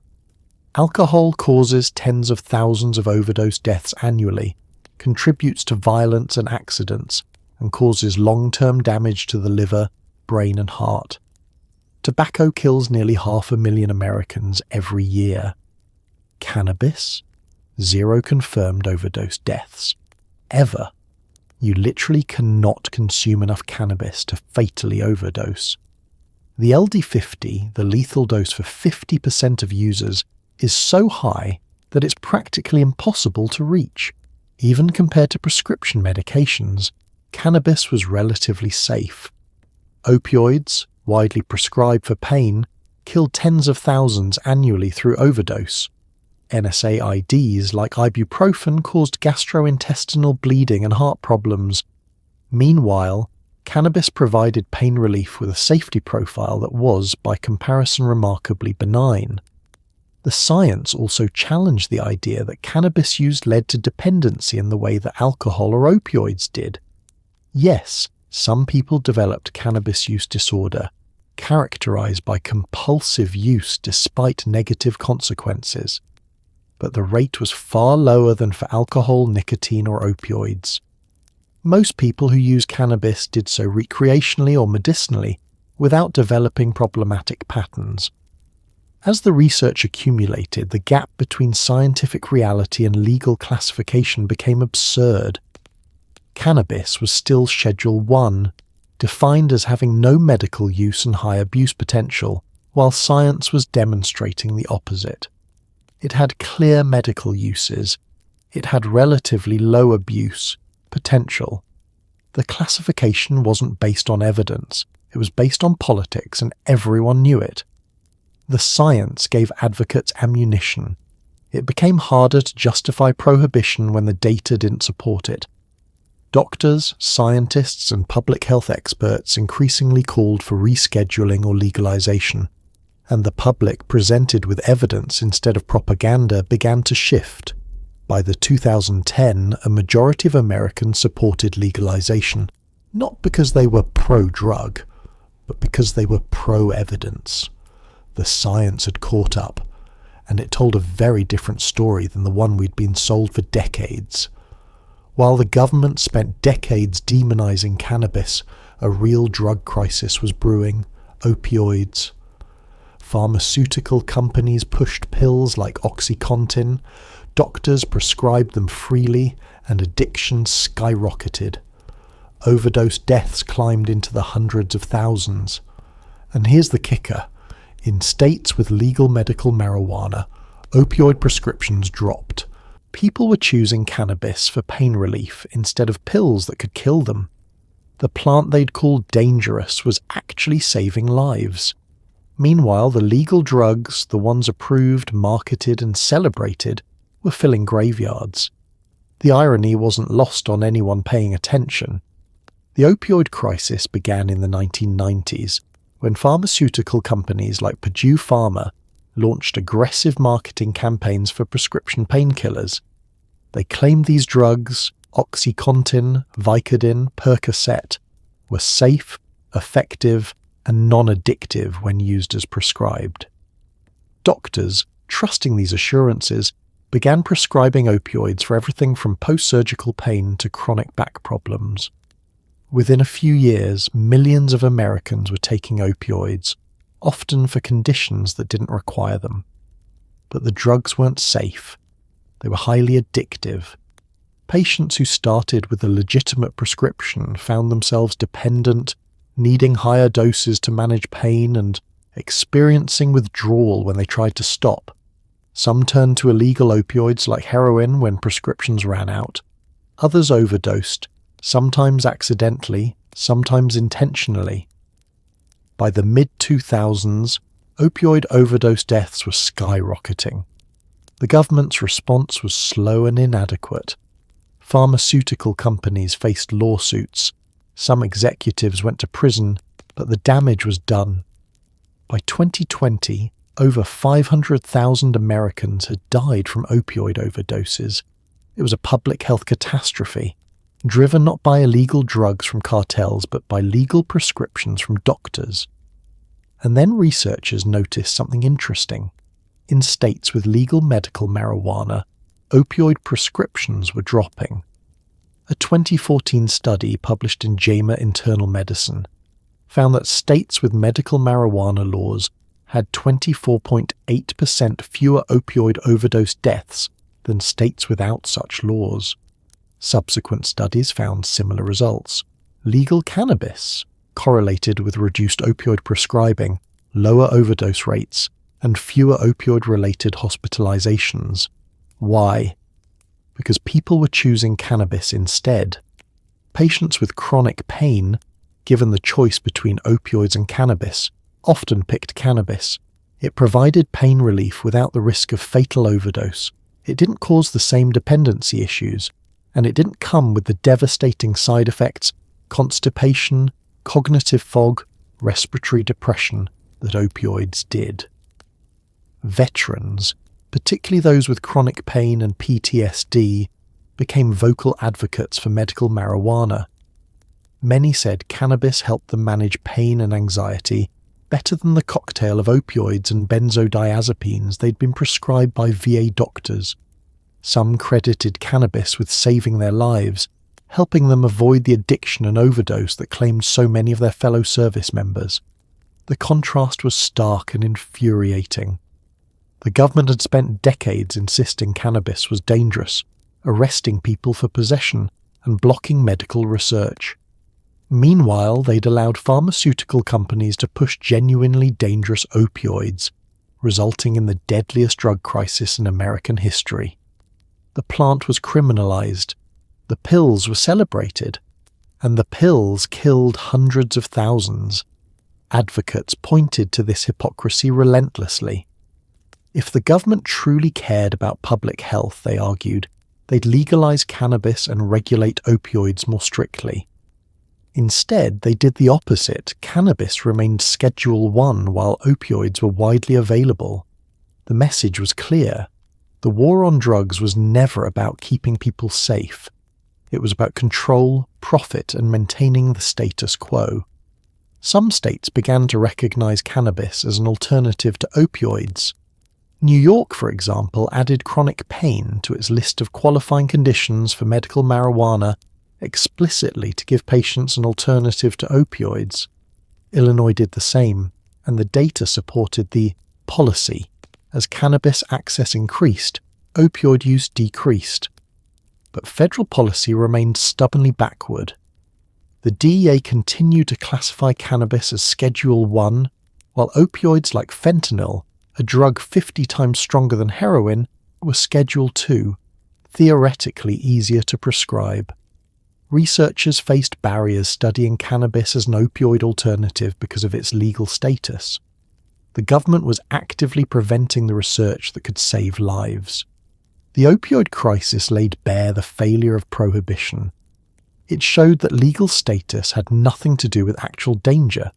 It proved that the drug war's priorities were backward, and it demonstrated, tragically, that we'd wasted decades demonizing a relatively safe plant while ignoring a genuinely deadly crisis. The irony was bitter. The drug they called dangerous was saving lives, while the drugs they called medicine were filling morgues.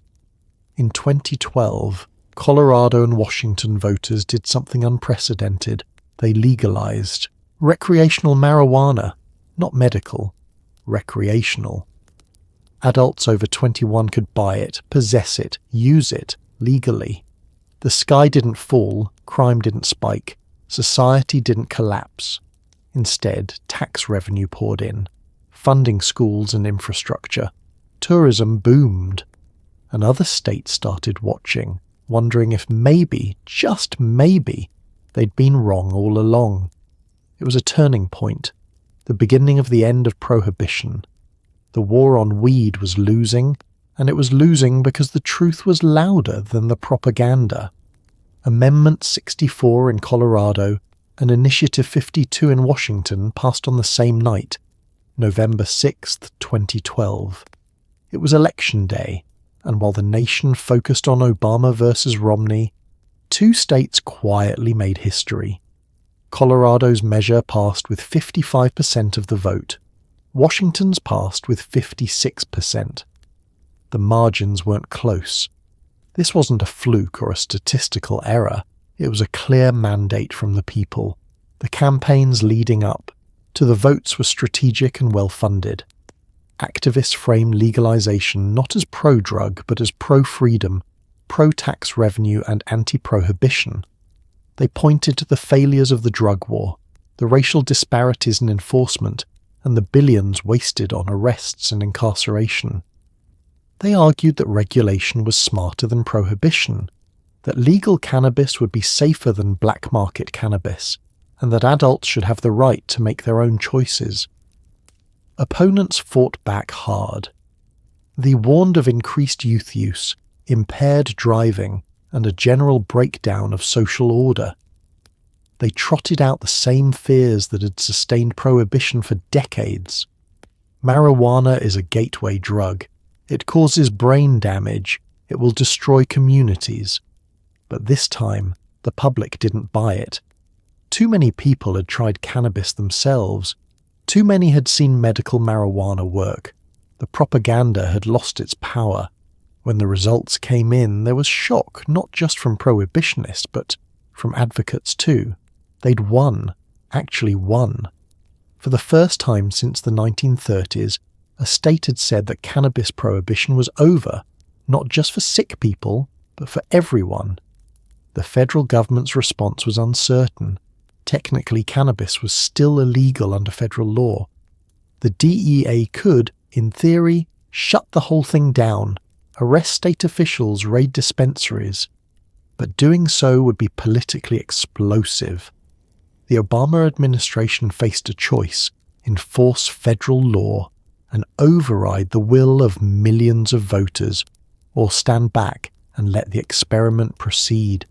In August 2013, Deputy Attorney General James Cole issued what became known as the Cole Memo, a guidance document that essentially said the federal government wouldn't interfere with state legal cannabis programs as long as certain conditions were met. Keep it away from kids, don't let it cross state lines, don't let criminal enterprises get involved. It wasn't full federal legalization, but it was a truce, an acknowledgement that the feds wouldn't fight states that chose to legalize. Colorado opened its first recreational dispensaries on January 1, 2014. The images went viral, long lines of excited customers, some crying, some cheering, all waiting to legally buy cannabis for the first time in their lives. News crews from around the world descended on Denver to document the moment. It felt historic because it was. The first year was bumpy. Regulators scrambled to write rules for a brand new industry. There were concerns about product testing, packaging, dosing. Some edibles were too strong. People ate an entire cannabis-infused cookie, thinking it was 1 dose when it was actually 10. The state responded with stricter labeling requirements and dose limits. But the sky didn't fall. Crime didn't surge. In fact, some studies showed it decreased. Teen use didn't spike. In some surveys, it actually declined. Traffic fatalities didn't skyrocket. The apocalyptic predictions didn't materialize. What did materialize was money. Lots of it. Colorado collected over $67 million in cannabis taxes in the first year. That money went to schools, drug treatment programs, and public health campaigns. It funded infrastructure. It created jobs, thousands of them, from growers to bud tenders to edible manufacturers. Tourism exploded. People came from across the country and the world to experience legal cannabis. Cannabis tourism became a real industry, with hotels offering cannabis-friendly rooms and tour companies offering dispensary crawls. Washington followed a similar trajectory, though their rollout was slower and their regulations stricter. Both states became laboratories for legalization, testing different regulatory models and learning what worked and what didn't. And other states were watching. If Colorado and Washington could do it, if they could legalize cannabis and not descend into chaos, then maybe it wasn't so crazy after all. Alaska and Oregon legalized in 2014. More states followed in 2016, then 2018, then 2020. The dominoes were falling state by state, each one emboldened by the success of the ones before. Prohibition was crumbling, not because of some grand federal policy change, but because voters, tired of the lies and the waste and the injustice, decided to take matters into their own hands. Colorado and Washington didn't just legalize cannabis, they proved that a different path was possible, and once that path was visible, there was no going back. Once legalization spread, cannabis stopped being countercultural and started being corporate. Investors smelled money, big money. Dispensaries became chains. Startups raised millions. Cannabis companies went public on stock exchanges. Suddenly, these same people who'd supported the war on drugs were cashing in on the green rush. It was capitalism at its finest and most shameless. Criminalize it, destroy lives, then profit once it's legal. Small growers who'd risked everything were pushed out by corporations with lawyers and lobbyists. The plant was legal, but the game was rigged. The transformation happened fast. In 2014, the legal cannabis industry in the US was worth about $2.7 billion. By 2020, it had grown to over $17 billion. Analysts projected it could reach $40 billion by 2025. Those numbers attracted attention, not from hippies or activists, but from Wall Street, venture capitalists, and private equity firms who saw cannabis as the next big thing. Suddenly, cannabis wasn't being discussed in drum circles. It was being discussed in boardrooms. investment conferences sprouted up with titles like Cannabis Capital Summit and MJ BizCon, where people in suits pitched cannabis startups like they were tech companies. Terms like vertical integration, supply chain optimization, and brand equity replaced good vibes and organic grow. Big money started pouring in. In Canada, which legalized nationally in 2018, cannabis companies like Canopy Growth and Aurora went public on major stock exchanges, raising hundreds of millions of dollars. In the US, where federal prohibition prevented companies from listing on major exchanges like the NYSE or NASDAQ, cannabis stocks traded on smaller Canadian exchanges or over-the-counter markets. But the interest was still massive. Private equity firms bought up dispensaries, consolidating mom-and-pop operations into regional chains. Real estate developers built massive grow facilities, industrial-scale operations with tens of thousands of square feet dedicated to cannabis cultivation. Technology companies developed software for inventory tracking, point-of-sale systems, and compliance management. Branding agencies designed sleek logos and packaging. Cannabis was becoming an industry with all the professionalization and ruthlessness that implied. For small operators, the people who'd been growing and selling cannabis during Prohibition, this was devastating. They'd risked arrest, seizure, and prison to build the underground market. Now that it was legal, they found themselves competing with well-funded corporations that could afford lawyers, lobbyists, and marketing campaigns. Licensing fees were high, sometimes hundreds of thousands of dollars. Regulations were complex, requiring expensive compliance systems. Real estate in legal states skyrocketed, pricing out small players. The result was consolidation. Small growers were bought out or driven out. Independent dispensaries were swallowed by chains.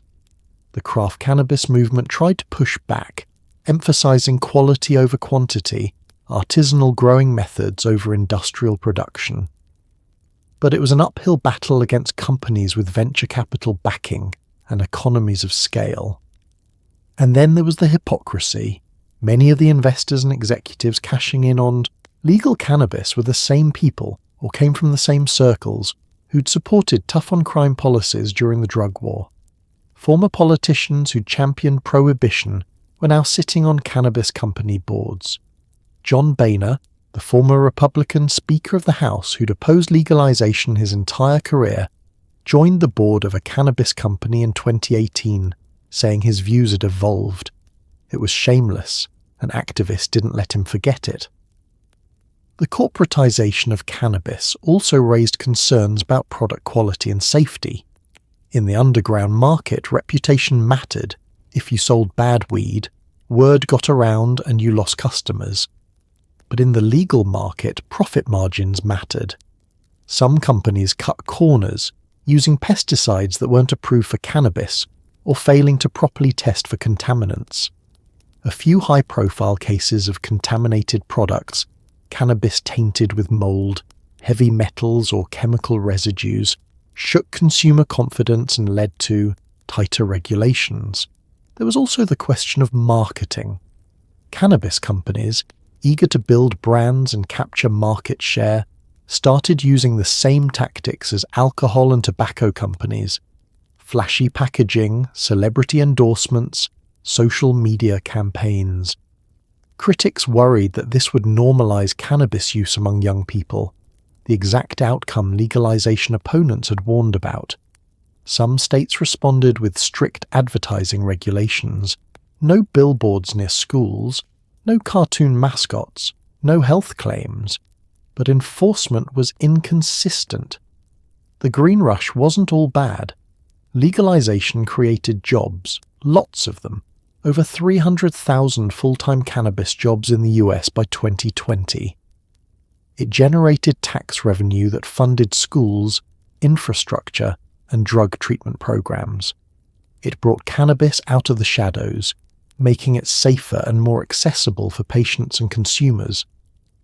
But it also revealed an uncomfortable truth. Legal cannabis, like any industry, would be shaped, by power and money. The people who'd suffered under prohibition, communities of colour, small growers, activists who'd fought for decades, were often left behind while wealthy, connected entrepreneurs reaped the profits. The plant was free, but the industry wasn't. It was controlled by the same forces that controlled everything else: capital, connections, and the willingness to play the game. As dispensaries opened and billions flowed, a question emerged: who benefits? The same communities devastated by the war on drugs, black and brown neighbourhoods where people were still in prison for possession, were now watching white entrepreneurs get rich selling the same plant. Some states introduced social equity programs, giving priority licenses to those harmed by prohibition. But the barriers were high: application fees, real estate costs, regulations. Many couldn't compete. The irony was bitter. Legalization was happening, but justice wasn't keeping up. Social equity became the rallying cry of activists who'd fought for legalization. They argued that if cannabis was going to be legal and profitable, the people who'd been harmed by prohibition deserved a chance to participate. That meant prioritizing licenses for people from communities with high arrest rates, people with prior cannabis convictions, and people of color who'd been disproportionately targeted. California, Massachusetts, Illinois, and several other states passed social equity provisions as part of their legalization laws. These programs typically offered benefits like reduced license fees, technical assistance, priority application processing, and access to low-interest loans. The goal was to level the playing field, to ensure that the legal cannabis industry didn't become just another arena where wealth and privilege won. But the reality was more complicated. Even with reduced fees, starting a cannabis business was expensive. Real estate in legal states was costly, especially in cities where most of the market was. Build-out costs for a compliant grow facility or dispensary could run into the hundreds of thousands or even millions of dollars. Then there were ongoing costs: security, insurance, inventory, payroll, taxes. Many social equity applicants simply didn't have the capital. Some tried to partner with investors, but that came with risks.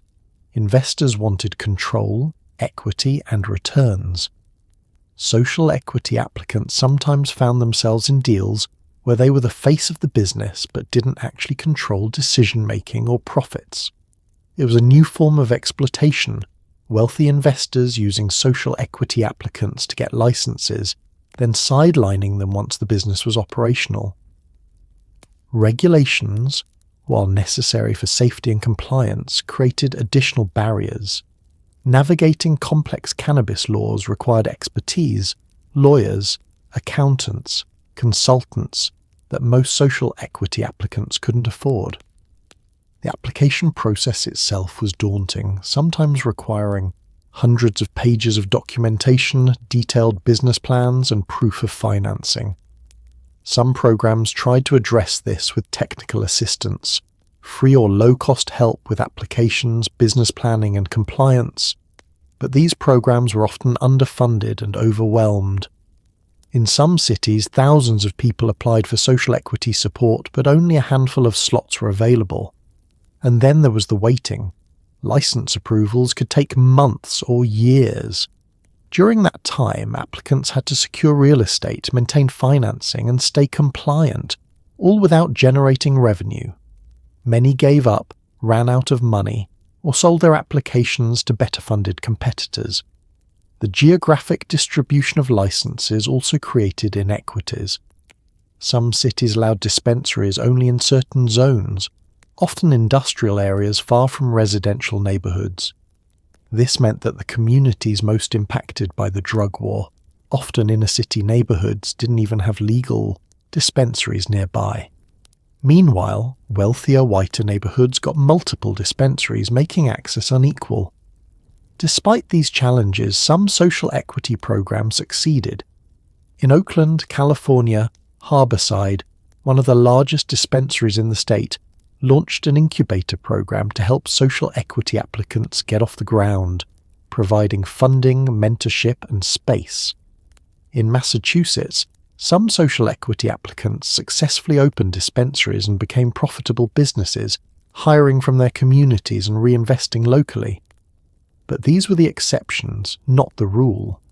Overall, the legal cannabis industry remained overwhelmingly white and male. A 2017 study found that less than 20% of cannabis business owners were people of colour, despite people of colour being arrested for cannabis offences at much higher rates. Women owned only about a third of cannabis businesses, and most of those were in ancillary roles, packaging, marketing, consulting, not cultivation or retail. The deeper irony was that while social equity programs struggled to get a few dozen people into the industry, mainstream investors, many of whom had no connection to cannabis culture or the fight for legalization, were pouring in billions and capturing the market. Former law enforcement officers, politicians who'd supported prohibition, and corporate executives with zero cannabis experience were getting funded while legacy growers and community activists were shut out. Activists pushed back. They demanded that states do more, increase funding for social equity programs, cap the number of licenses wealthy investors could hold, require diversity in ownership and leadership, and direct tax revenue back into communities harmed by prohibition. Some states listened and strengthened their programs. Others dragged their feet, more interested in tax revenue than justice. The fight for social equity wasn't just about business licenses, it was about reparations, about acknowledging the harm done by prohibition and making it right. It was about ensuring that the people who'd suffered didn't just watch from the sidelines while others got rich. Legalization without equity wasn't justice, it was just a new form of exploitation. And the cannabis movement, which had always been about more than profits, wasn't going to let that stand without a fight. Legalization raised an urgent moral question. What about the people still in prison, still carrying criminal records for something that was now legal? Some states began expungement programs, automatically clearing old cannabis convictions. Governors issued pardons. It was progress, but slow, incomplete.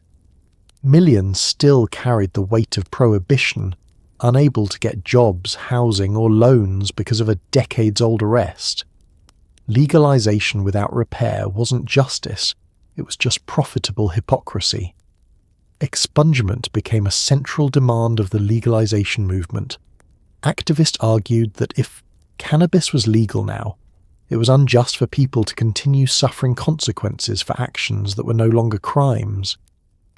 They pointed to the millions of Americans, disproportionately people of colour, who carried cannabis convictions on their records, often for possession of small amounts. A cannabis conviction, even a minor one, could haunt someone for life. It showed up on background checks, making it nearly impossible to get a job, rent an apartment, qualify for student loans, or even volunteer at a school. Some people were deported over cannabis convictions. Others lost custody of their children. The punishment didn't end when you left jail or paid your fine. It followed you forever. Some states included expungement provisions in their legalization laws. California's Proposition 64, passed in 2016, included automatic expungement for people with prior cannabis convictions.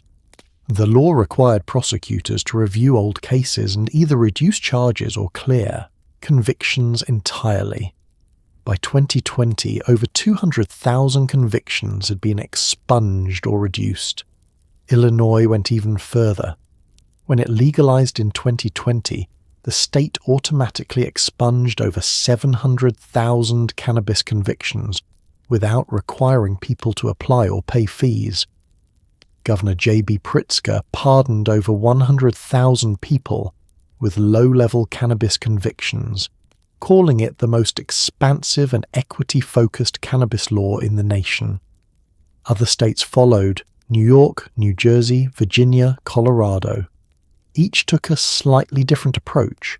Some required applications, others were automatic. Some cleared only possession charges, others included intent to distribute. But the trend was clear. As legalization spread, so did expungement. At the federal level, President Biden issued a mass pardon in October 2022, forgiving all federal convictions for simple marijuana possession. It was historic, the largest single act of clemency in US history. But it also had limitations. Most cannabis convictions were at the state level, not federal, so the pardon only affected about 6,500 people, and it didn't address people convicted of distribution or cultivation, leaving many still with records. Expungement wasn't automatic or easy everywhere. In some states, people had to petition the court, pay fees, and navigate a complex legal process. Many didn't know they were eligible. Others couldn't afford a lawyer to help them. Legal aid organizations tried to fill the gap, hosting expungement clinics where attorneys helped people clear their records for free, but demand far exceeded capacity. And expungement didn't solve everything. Even with a cleared record, the years lost to incarceration, probation, or unemployment couldn't be recovered. People missed out on education, career advancement, family milestones. Expungement erased the legal record, but it couldn't erase the damage. There was also the question of who remained in prison. While most people with cannabis convictions had been arrested for possession, some were serving long sentences for distribution or cultivation, activities that were now legal and profitable. Advocates argued these people should be released immediately. Some states agreed, commuting sentences or granting early release. But in others, people remained locked up, watching the industry boom outside while they stayed behind bars for doing what was now a legitimate business. The disparity was infuriating. A white entrepreneur could open a dispensary, make millions, and be celebrated as a business leader. A black man could be serving 10 years for selling the same plant a decade earlier. Same plant, same activity, but one was a crime and the other was commerce. The only difference was timing, race, and access to power. Some states tried to bridge this gap by prioritizing formerly incarcerated people for licenses, offering job training programs or directing tax revenue toward re-entry services, but these efforts were small relative to the scale of the harm. Prohibition had destroyed lives, families, and communities. Expungement and pardons were a start, but they weren't enough. Activists pushed for more. Full amnesty for all cannabis convictions, not just possession. Reparations for communities harmed by prohibition. Guaranteed pathways into the legal industry for people with convictions. They argued that legalization couldn't be declared a success while people were still suffering the consequences of the old regime. The fight for expungement was also a fight for recognition that prohibition was wrong, that the drug war was unjust, and that the people harmed by it deserved more than an apology. They deserved their records cleared, their rights restored, and a real chance to participate in the industry that had been built on their backs. Expungement was progress, but it was incomplete, uneven, and frustratingly slow. It was justice, delayed and for many justice denied. Legalization had opened the door to a new era, but the door was still blocked by the wreckage of the old one. And until that wreckage was cleared, until every record was expunged, every person freed, every community repaired, legalization would remain, as activists warned, just another form of injustice dressed up in legal paperwork. Even as states legalized, the federal government held firm. Cannabis remained a Schedule I drug, classified alongside heroin. Banks wouldn't touch cannabis money. Researchers faced restrictions. Interstate commerce was impossible. It was legal and illegal simultaneously, a bureaucratic nightmare. Bills to deschedule it stalled in Congress. The disconnect was absurd. Half the country could buy weed legally while the federal government pretended it was 1937. The question wasn't if federal legalization would happen, it was when and who'd profit when it did. The federal government's refusal to budge on cannabis created a bizarre legal patchwork. By 2023, over half the states had legalized medical or recreational cannabis in some form, representing a majority of the US population. But federally, cannabis was still classified as Schedule 1 under the Controlled Substances Act, defined as having no accepted medical use and high potential for abuse, the same category as heroin, LSD and ecstasy. This created massive problems. First, banking. Because cannabis was federally illegal, most banks refused to work with cannabis businesses, fearing federal prosecution or losing their federal insurance. This forced the industry to operate largely in cash, a safety risk, a tax nightmare, and a barrier to growth. Dispensaries had to hire armoured cars to transport cash, pay employees in cash, and keep vaults full of money. Robberies were common. Some states tried to create cannabis-specific banking solutions, but they were limited and incomplete. Taxes were another issue. Under IRS Code 280E, businesses involved in trafficking federally controlled substances couldn't deduct normal business expenses, rent, payroll, utilities, from their taxes. This meant cannabis businesses paid effective tax rates of 70% or higher. A dispensary might be profitable on paper but barely scrape by after taxes. It was punitive, intentional, and deeply unfair. Interstate commerce was impossible. A cannabis company in Colorado couldn't sell products in California, even though both states had legalized. Each state was its own isolated market, which increased costs, limited competition, and prevented economies of scale. It also meant that patients who relied on specific products available in one state couldn't access them if they moved or traveled. Research was restricted too. Cannabis remained Schedule 1, which meant researchers needed DEA approval to study it, and the only legal source of cannabis for federally funded research was a single grow facility at the University of Mississippi, a facility that produced cannabis widely criticized as low quality and unrepresentative of what was actually sold in dispensaries. Scientists who wanted to study cannabis as a treatment for PTSD, chronic pain, or epilepsy faced years of bureaucratic delays and often gave up. Meanwhile, Congress stayed paralyzed. Bills to deschedule, reschedule, or federally legalize cannabis were introduced regularly. The MORE Act, the Safe Banking Act, the States Act, but they stalled, usually dying in committee or failing to get enough votes. Republicans generally opposed legalization, citing concerns about public health and federal authority. Democrats were more supportive, but even within the party there were divisions. Older, more conservative Democrats worried about appearing soft on drugs. Younger, progressive Democrats pushed hard for legalization and social equity. The disconnect was maddening.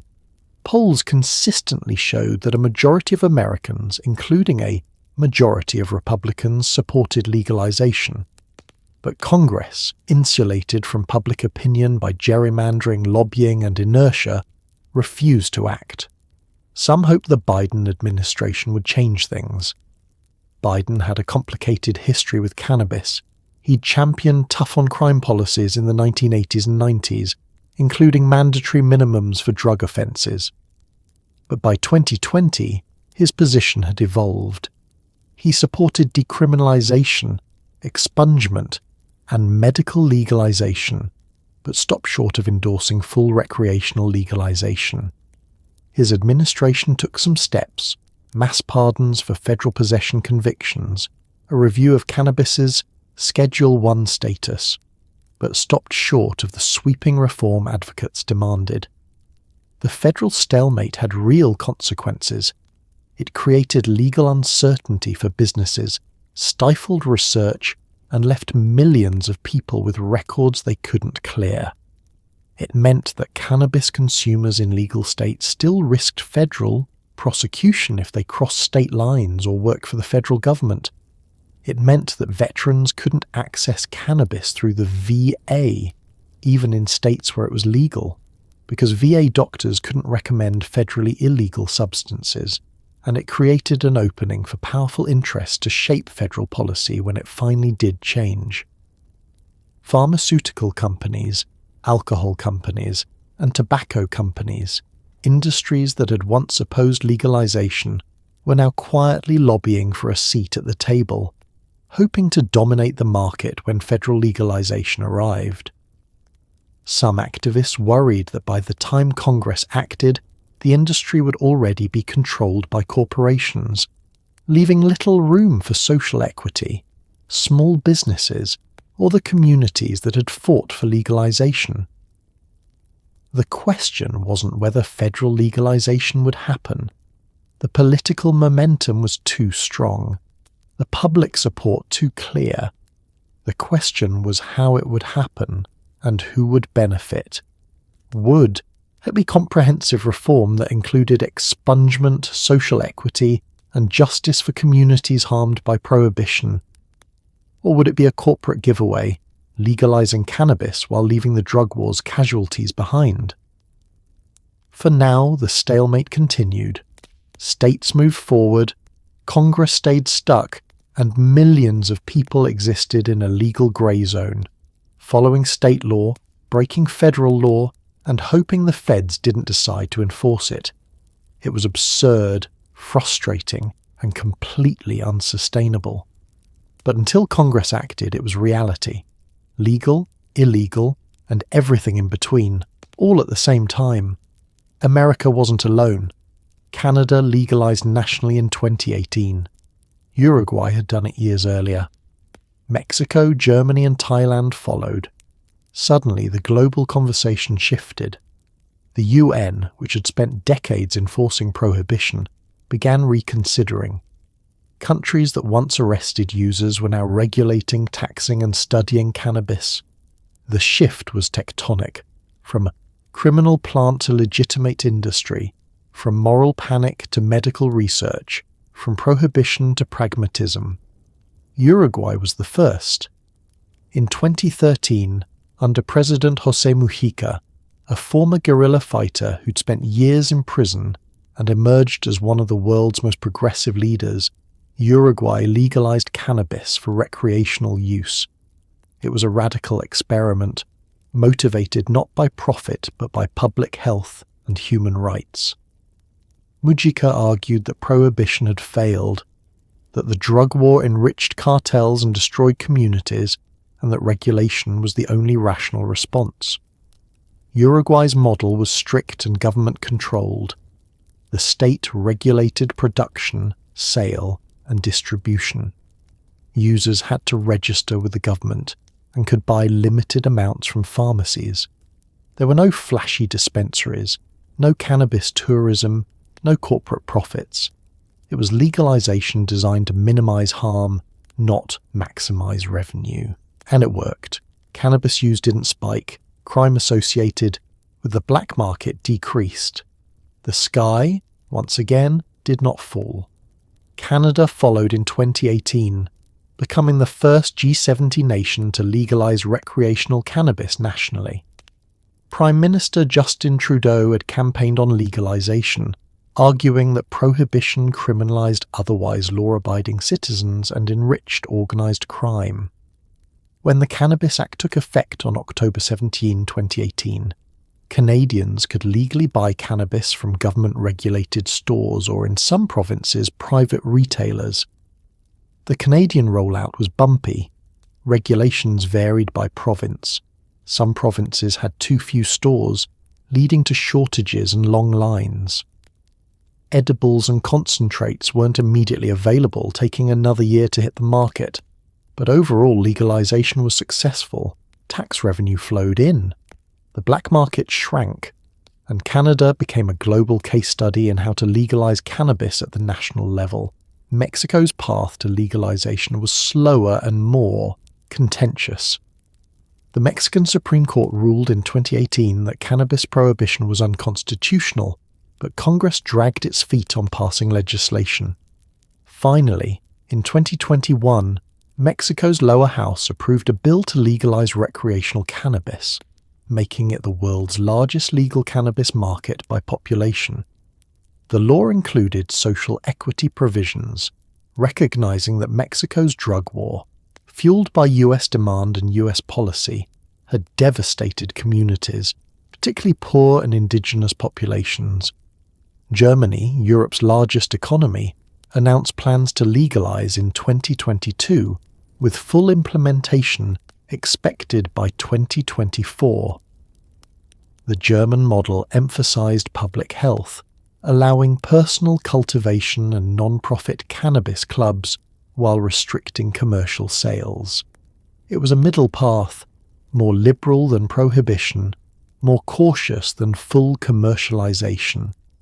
Thailand shocked the world in 2022 by decriminalizing cannabis and allowing medical and commercial use, becoming the first Asian nation to do so. The move was economic as much as social. Thailand saw cannabis as a cash crop that could boost agriculture and tourism. Within months, cannabis shops opened across Bangkok, selling everything from flower to infused drinks. Even conservative countries began reconsidering. The Netherlands, famous for its coffee shops where cannabis had been tolerated since the 1970s, moved to fully legalize production, ending the legal grey area that had persisted for decades. Luxembourg, Malta and Switzerland all moved toward legalization or decriminalization. In Latin America, Colombia and Argentina expanded medical programs and debated recreational legalization. The global shift put pressure on international drug treaties, particularly the UN Single Convention on Narcotic Drugs of 1961, which required member nations to prohibit cannabis. As more countries legalized, the treaty looked increasingly outdated. Some countries, like Canada, formally withdrew from parts of the treaty and then re-entered with reservations. Others just ignored it. The UN itself began to acknowledge that the global drug control regime needed reform. In 2020, the UN Commission on Narcotic Drugs voted to remove cannabis from Schedule 4 of international drug treaties, the most restrictive category, recognizing that it had medical value. It was a symbolic but significant shift, an acknowledgement that decades of prohibitionist policy had been based on outdated science and moral panic. The global trend was clear. Prohibition was collapsing. Country after country was rejecting the failed drug war model and experimenting with regulation, taxation, and harm reduction. Some models were more commercial, others more public health focused, but all represented a recognition that prohibition didn't work and that alternatives were possible. The shift wasn't just about cannabis. It signaled a broader rethinking of drug policy, a move away from criminalization and toward evidence-based approaches. Portugal, which had decriminalized all drugs in 2001, became a model for harm reduction, showing that treating addiction as a health issue rather than a criminal one led to better outcomes. Oregon followed in 2020, decriminalizing personal possession of all drugs. The global conversation had fundamentally changed.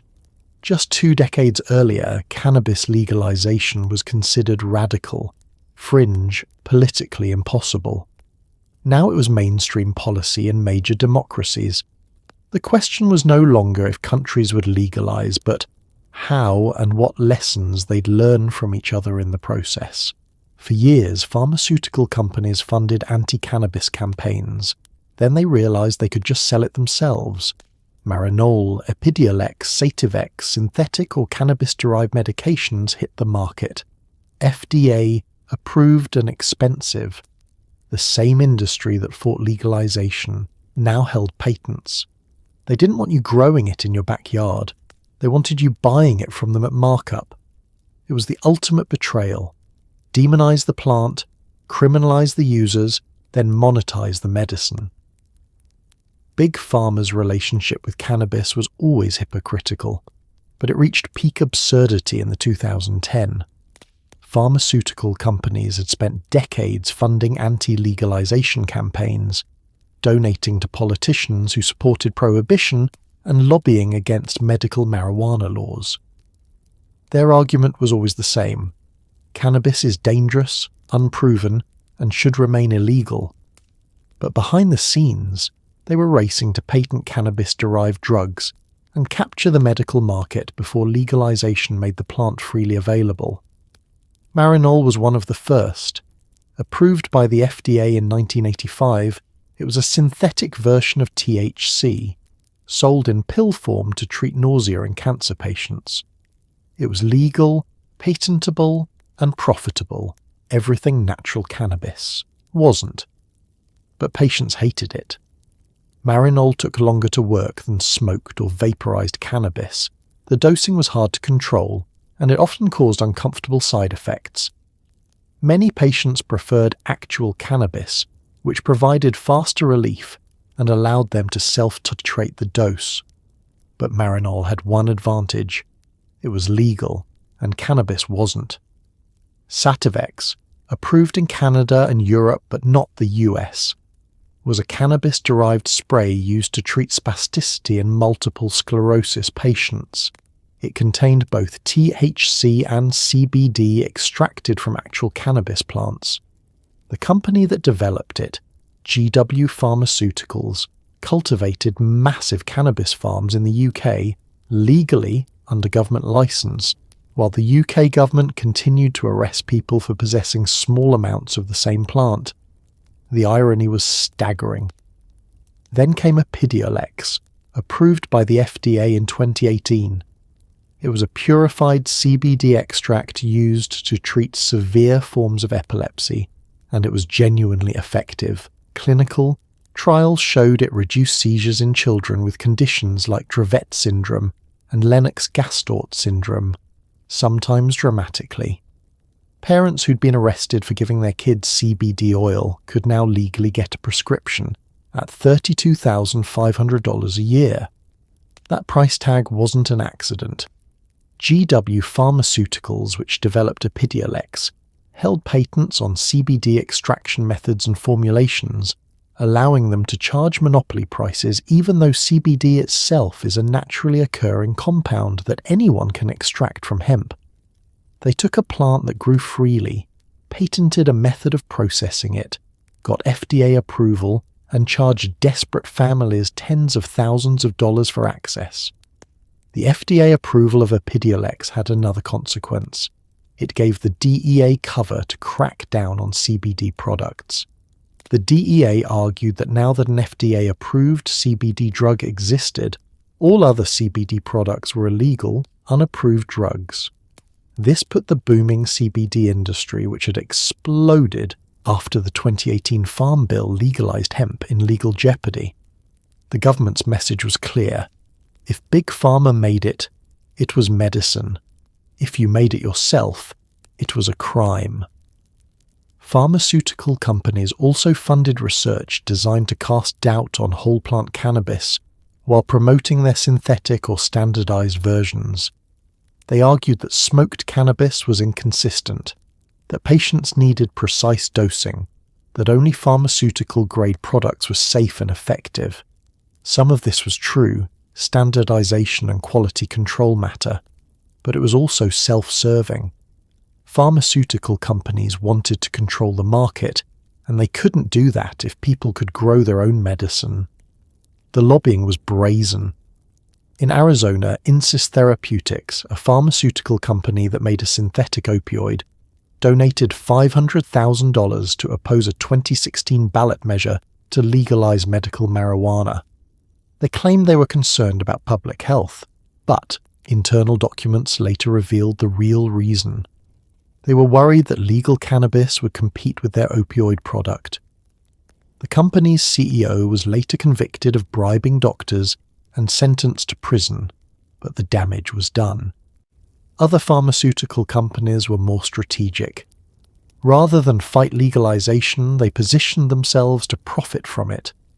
Companies invested in cannabis startups, acquired cultivation licenses, and lobbied for regulations that favoured large, well-funded operations over small growers. They didn't want prohibition, they wanted monopoly. The patents were particularly galling. Companies were patenting specific cannabinoid ratios, extraction methods, delivery systems, and treatment protocols. Some even tried to patent uses of naturally occurring compounds, arguing that their specific formulation or application was novel. It was biopiracy, taking a plant that had been used medicinally for thousands of years and claiming ownership over it. Patients and advocates pushed back. They argued that cannabis was a plant, not a pharmaceutical product, and that people should have the right to grow, process, and use it without paying monopoly prices to corporations.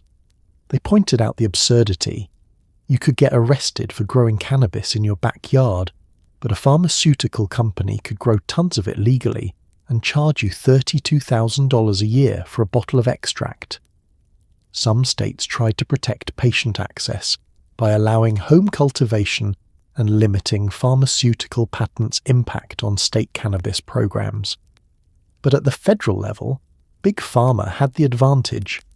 They had lobbyists, money, and political connections.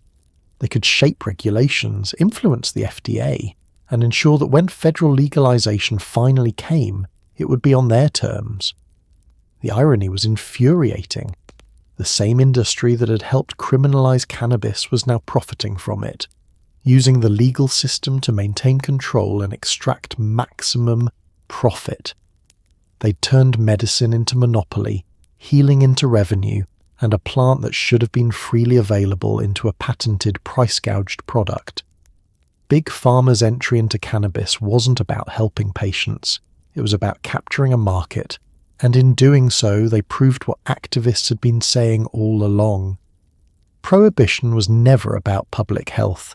It was about control, profit, and making sure the right people, the powerful, the connected, the wealthy, got to decide who had access and at what price.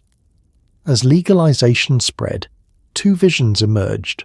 Small craft growers who treated cannabis like wine, obsessing over genetics, terroir, and quality, and massive corporations that treated it like corn, optimizing for profit and scale.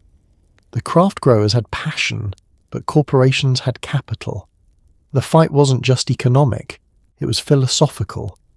Would cannabis retain its countercultural soul, or would it become just another commodity, packaged, marketed, and stripped of meaning?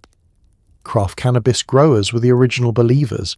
Many had been cultivating illegally for decades, perfecting strains, learning the plant's needs, and building reputations based on quality. They grew small batches, often by hand, paying attention to soil health, light cycles, and terpene profiles. For them, cannabis wasn't just a crop, it was an art form, a relationship, a calling. When legalization arrived, craft growers hoped they'd finally be able to operate openly, to sell their product legally and be recognized for their expertise.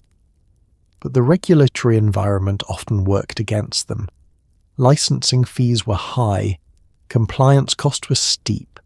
Competing with industrial-scale operations that could undercut prices was nearly impossible. Corporate cannabis was a different beast. These were massive indoor grow facilities, sometimes hundreds of thousands of square feet, running 24/7 under artificial lights. They used automation, standardized processes, and economies of scale to produce cannabis cheaply and consistently. Quality wasn't irrelevant, but it wasn't the priority volume and profit margin were. For consumers, this created a choice. You could buy craft cannabis, small batch, artisanal, often more expensive, but arguably better.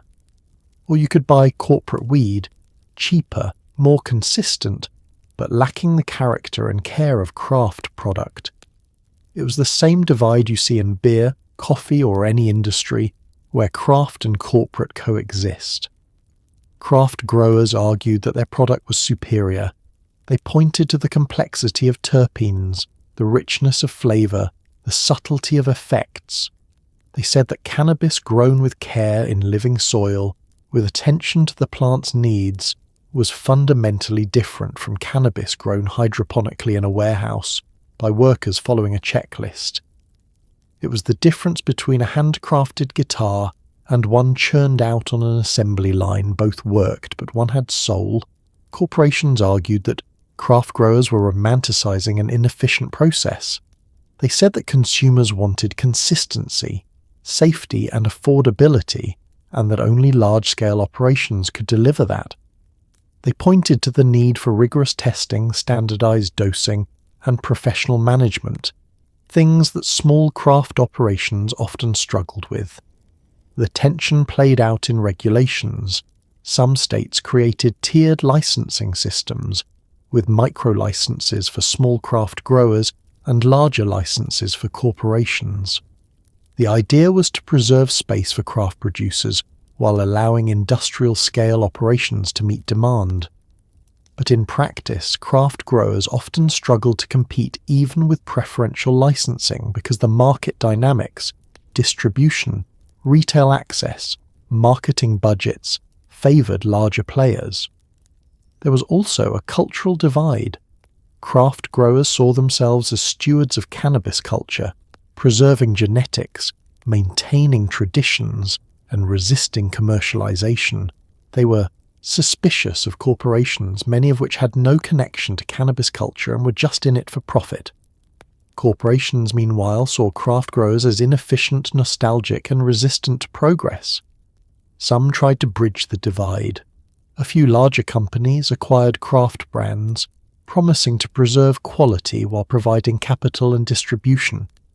But these partnerships often ended badly, with the craft brand complaining that corporate owners prioritize profit over quality, cutting corners and diluting what made the product special.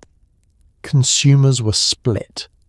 Some were fiercely loyal to craft cannabis, willing to pay more for quality and to support small businesses. They saw buying craft as a way to resist corporate takeover of the industry. Others just wanted cheap, reliable weed and didn't care who grew it.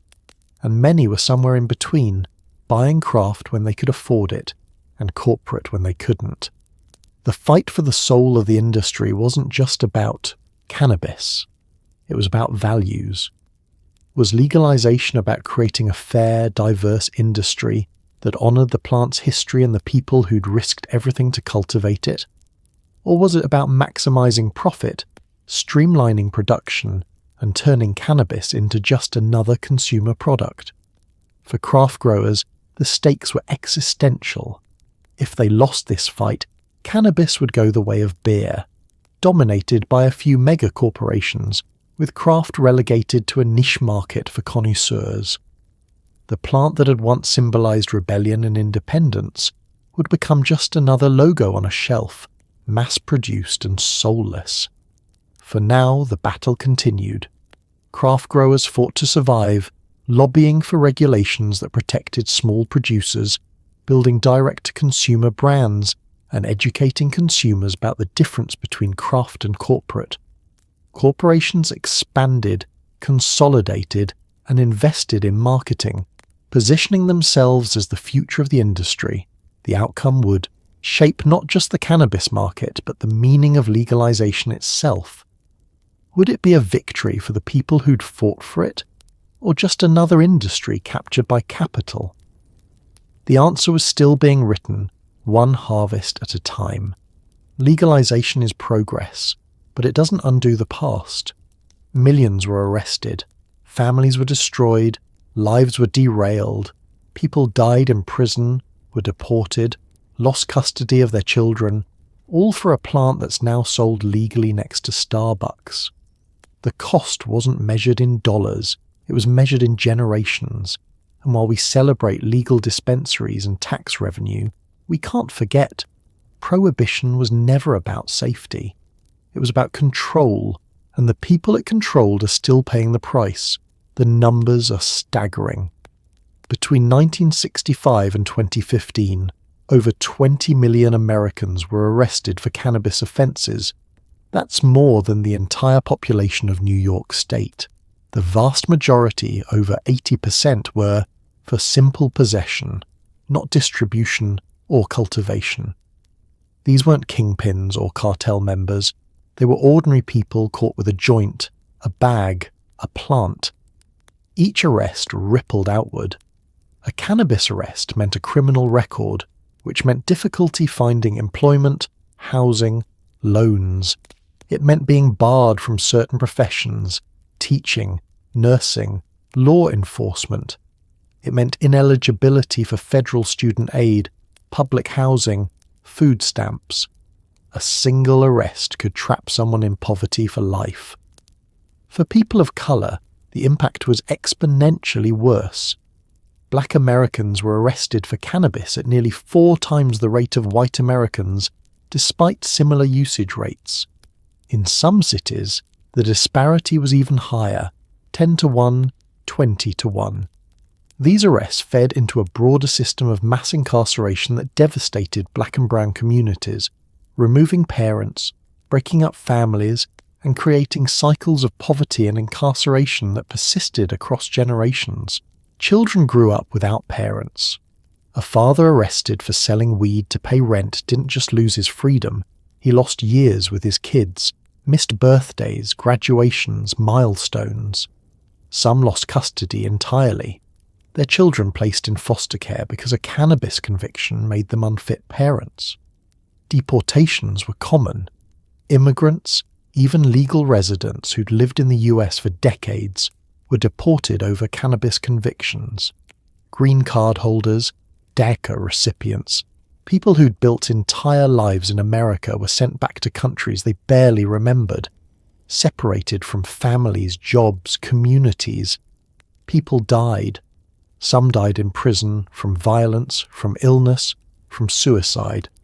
Others died in police encounters, killed during arrests for non-violent cannabis offences, and some died indirectly, unable to access healthcare or housing because of their criminal records, falling through the cracks of a system that had marked them as disposable.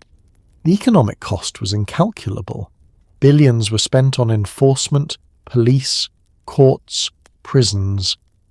Billions more were lost in productivity, as people who could have been working, studying, contributing to society were instead locked up or trapped in the criminal justice system. Communities lost potential teachers, doctors, entrepreneurs, artists, all because they were caught with a plant. The psychological toll was immense. Living under prohibition meant living with fear of arrest, of raids, of losing everything. It meant teaching your kids not to trust police, not to talk to authorities, because a single mistake could destroy your family. It meant watching friends disappear into the system and wondering if you'd be next. And for what? Prohibition didn't stop cannabis use. It didn't make communities safer. Study after study showed that cannabis prohibition had no measurable impact on use rates, but it did increase violence, corruption, and inequality. It enriched cartels and gangs while impoverishing the communities it claimed to protect. Legalization changed the law, but it didn't change the past. The people arrested in the 1980s, 90s, and 2000s didn't get their time back. The families broken apart didn't magically reunite. The opportunities lost didn't reappear. Expungement could clear a record, but it couldn't erase the years spent in prison, the jobs never gotten, the education never completed. Some tried to rebuild. They found work in the legal cannabis industry, turning their underground expertise into legitimate careers. But many were shut out, barred by regulations that prohibited people with drug convictions from getting licenses, or simply unable to compete with well-funded corporations. The cruelest irony was watching the people who'd enforced prohibition, police chiefs, prosecutors, politicians, pivot seamlessly into the legal cannabis industry, sitting on boards, consulting for companies, making money off the same plant they'd spent careers criminalizing. Meanwhile, the people they'd arrested were still trying to clear their records. Activists demanded reparations. They argued that legalization without repair was incomplete, that the communities devastated by prohibition deserved more than expungement. They deserved investment, resources, opportunity. Some cities and states responded, directing cannabis tax revenue toward education, job training, and re-entry programs in communities harmed by the drug war. But the efforts were small compared to the scale of the damage. The human cost of prohibition couldn't be calculated in spreadsheets or measured in statistics. It was in the eyes of a mother who'd lost her son to a life sentence for a non-violent cannabis conviction. It was in the voice of a man who'd spent 20 years in prison and came out to find the plant legal and everyone acting like the past never happened. It was in the communities still reeling from decades of over-policing, incarceration and systemic violence. Legalization was a victory, but it was incomplete. Celebrating it without acknowledging what was lost, who was lost, felt hollow. The plant was free, but the people who'd suffered for it were still carrying the weight. And until that weight was lifted, until justice was more than a slogan, legalization would remain a bittersweet triumph, progress built on the wreckage of millions of lives. Today you can walk into a dispensary in half of America and buy cannabis legally. It's a billion-dollar industry. It's medicine, it's recreation, it's normalized. But the fight isn't over. Federal legalization looms. Social equity remains incomplete. Expungement is slow. And the same systems that built prohibition are now shaping legalization, often in their favor. The story of cannabis isn't finished. It's still being written by activists, by corporations, by lawmakers, and by you. The question is, what kind of industry do we want? One that profits off the past or one that repairs it? Federal legalization feels inevitable now. Public opinion has shifted decisively. Polls show 70% of Americans support legalization. More states are legalizing every election cycle. Even conservative states are passing medical marijuana laws. The pressure on Congress is mounting, and eventually the dam will break. But the details matter. Will federal legalization include expungement for all cannabis convictions or just possession? Will it include social equity provisions, or will it be a corporate free-for-all? Will it deschedule cannabis entirely, removing it from the Controlled Substances Act, or just move it to a lower schedule, leaving restrictions in place? Will it allow home cultivation or require people to buy from licensed retailers? Will it tax it fairly or punitively? There are competing visions. Some want a commercialized industry modelled on alcohol, regulated, taxed, widely available. Others want a public health model like Uruguay's, government-controlled, focused on minimizing harm rather than maximizing profit. Still others want a free market approach, minimal regulations, let businesses compete, let consumers decide. Each model has trade-offs.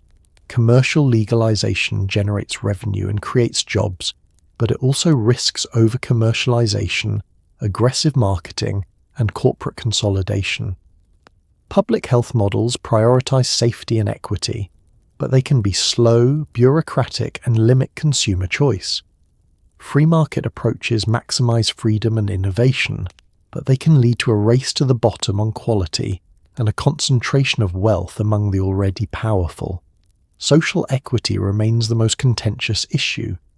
Activists argue that any federal legalization must include robust provisions for communities harmed by prohibition, automatic expungement, priority licensing, funding for re-entry programs, investment in education and infrastructure. Without these, legalization will just replicate existing inequalities, allowing wealthy, mostly white, investors to profit while the communities that suffered remain marginalized. But equity is expensive and complicated. It requires government intervention, oversight, and sustained investment. things that are politically difficult and often poorly executed. Some worry that equity programs will be underfunded, poorly designed, or abandoned once the initial enthusiasm fades. Interstate commerce is another major question. Right now, each state is its own market, which protects small local producers but also limits growth and efficiency. Federal legalization could open interstate commerce, allowing California cannabis to be sold in New York, Colorado products in Florida. This would benefit large corporations with national distribution networks, but could devastate small craft growers who rely on local markets. Research is finally expanding. As restrictions ease, scientists are studying cannabis more rigorously, its effects on the brain, its potential medical uses, its risks. We're learning about the entourage effect, the interaction between different cannabinoids and terpenes. We're discovering new therapeutic applications, PTSD, Alzheimer's, Parkinson's. But there's still so much we don't know, decades of research lost to prohibition. Internationally, the shift continues. More countries are legalizing, creating a global cannabis market worth hundreds of billions. Companies are positioning for international expansion, lobbying for trade agreements, investing in production facilities across continents. Cannabis is becoming a global commodity, like coffee or tobacco, with all the opportunities and risks that implies. Cultural attitudes are changing too. Cannabis is shedding its stigma, becoming mainstream. Celebrities endorse it. Athletes use it for recovery. Doctors recommend it. Grandparents take CBD for arthritis. It's in wellness products, skincare, pet treats. The plant that was once demonized is now everywhere, normalized to the point of being boring. But normalization has costs. As cannabis becomes commercialized, some worry it's losing its countercultural edge, its connection to the activists and communities that fought for legalization. Dispensaries look like Apple stores. Cannabis brands hire marketing firms. The plant that once symbolized rebellion now has corporate sponsors and celebrity endorsements. The future of cannabis will be shaped by the choices we make now.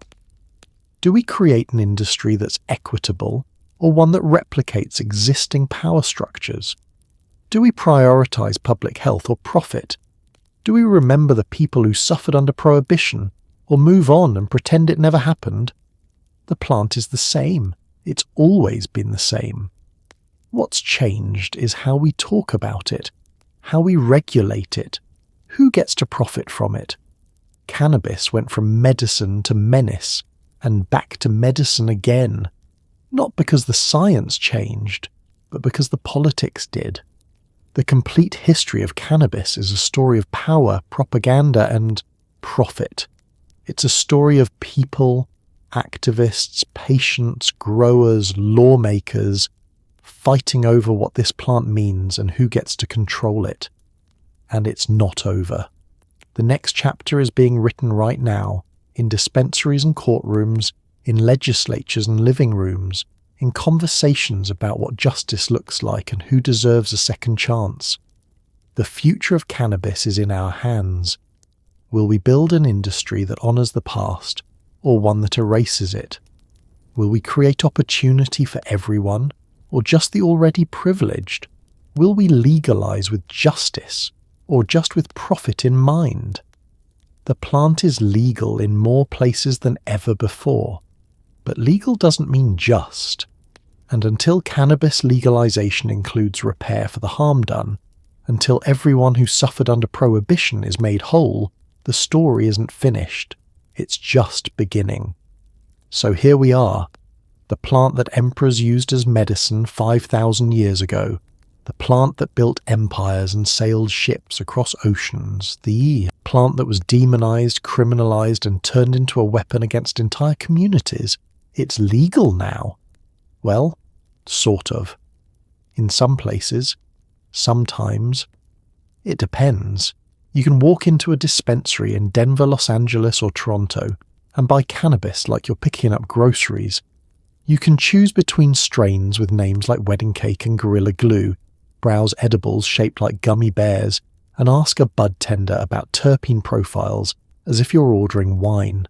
It's clean, it's professional, it's normal, and that normalcy is both a victory and a warning. Because while we celebrate legalization, while we marvel at the tax revenue and the jobs created, and the fact that you can now legally do something that could have gotten you a decade in prison just a few years ago, we can't forget what it took to get here. We can't forget the millions of people arrested, the families destroyed, the lives derailed. We can't forget that prohibition was never about protecting anyone. It was about control, about targeting communities, about maintaining power.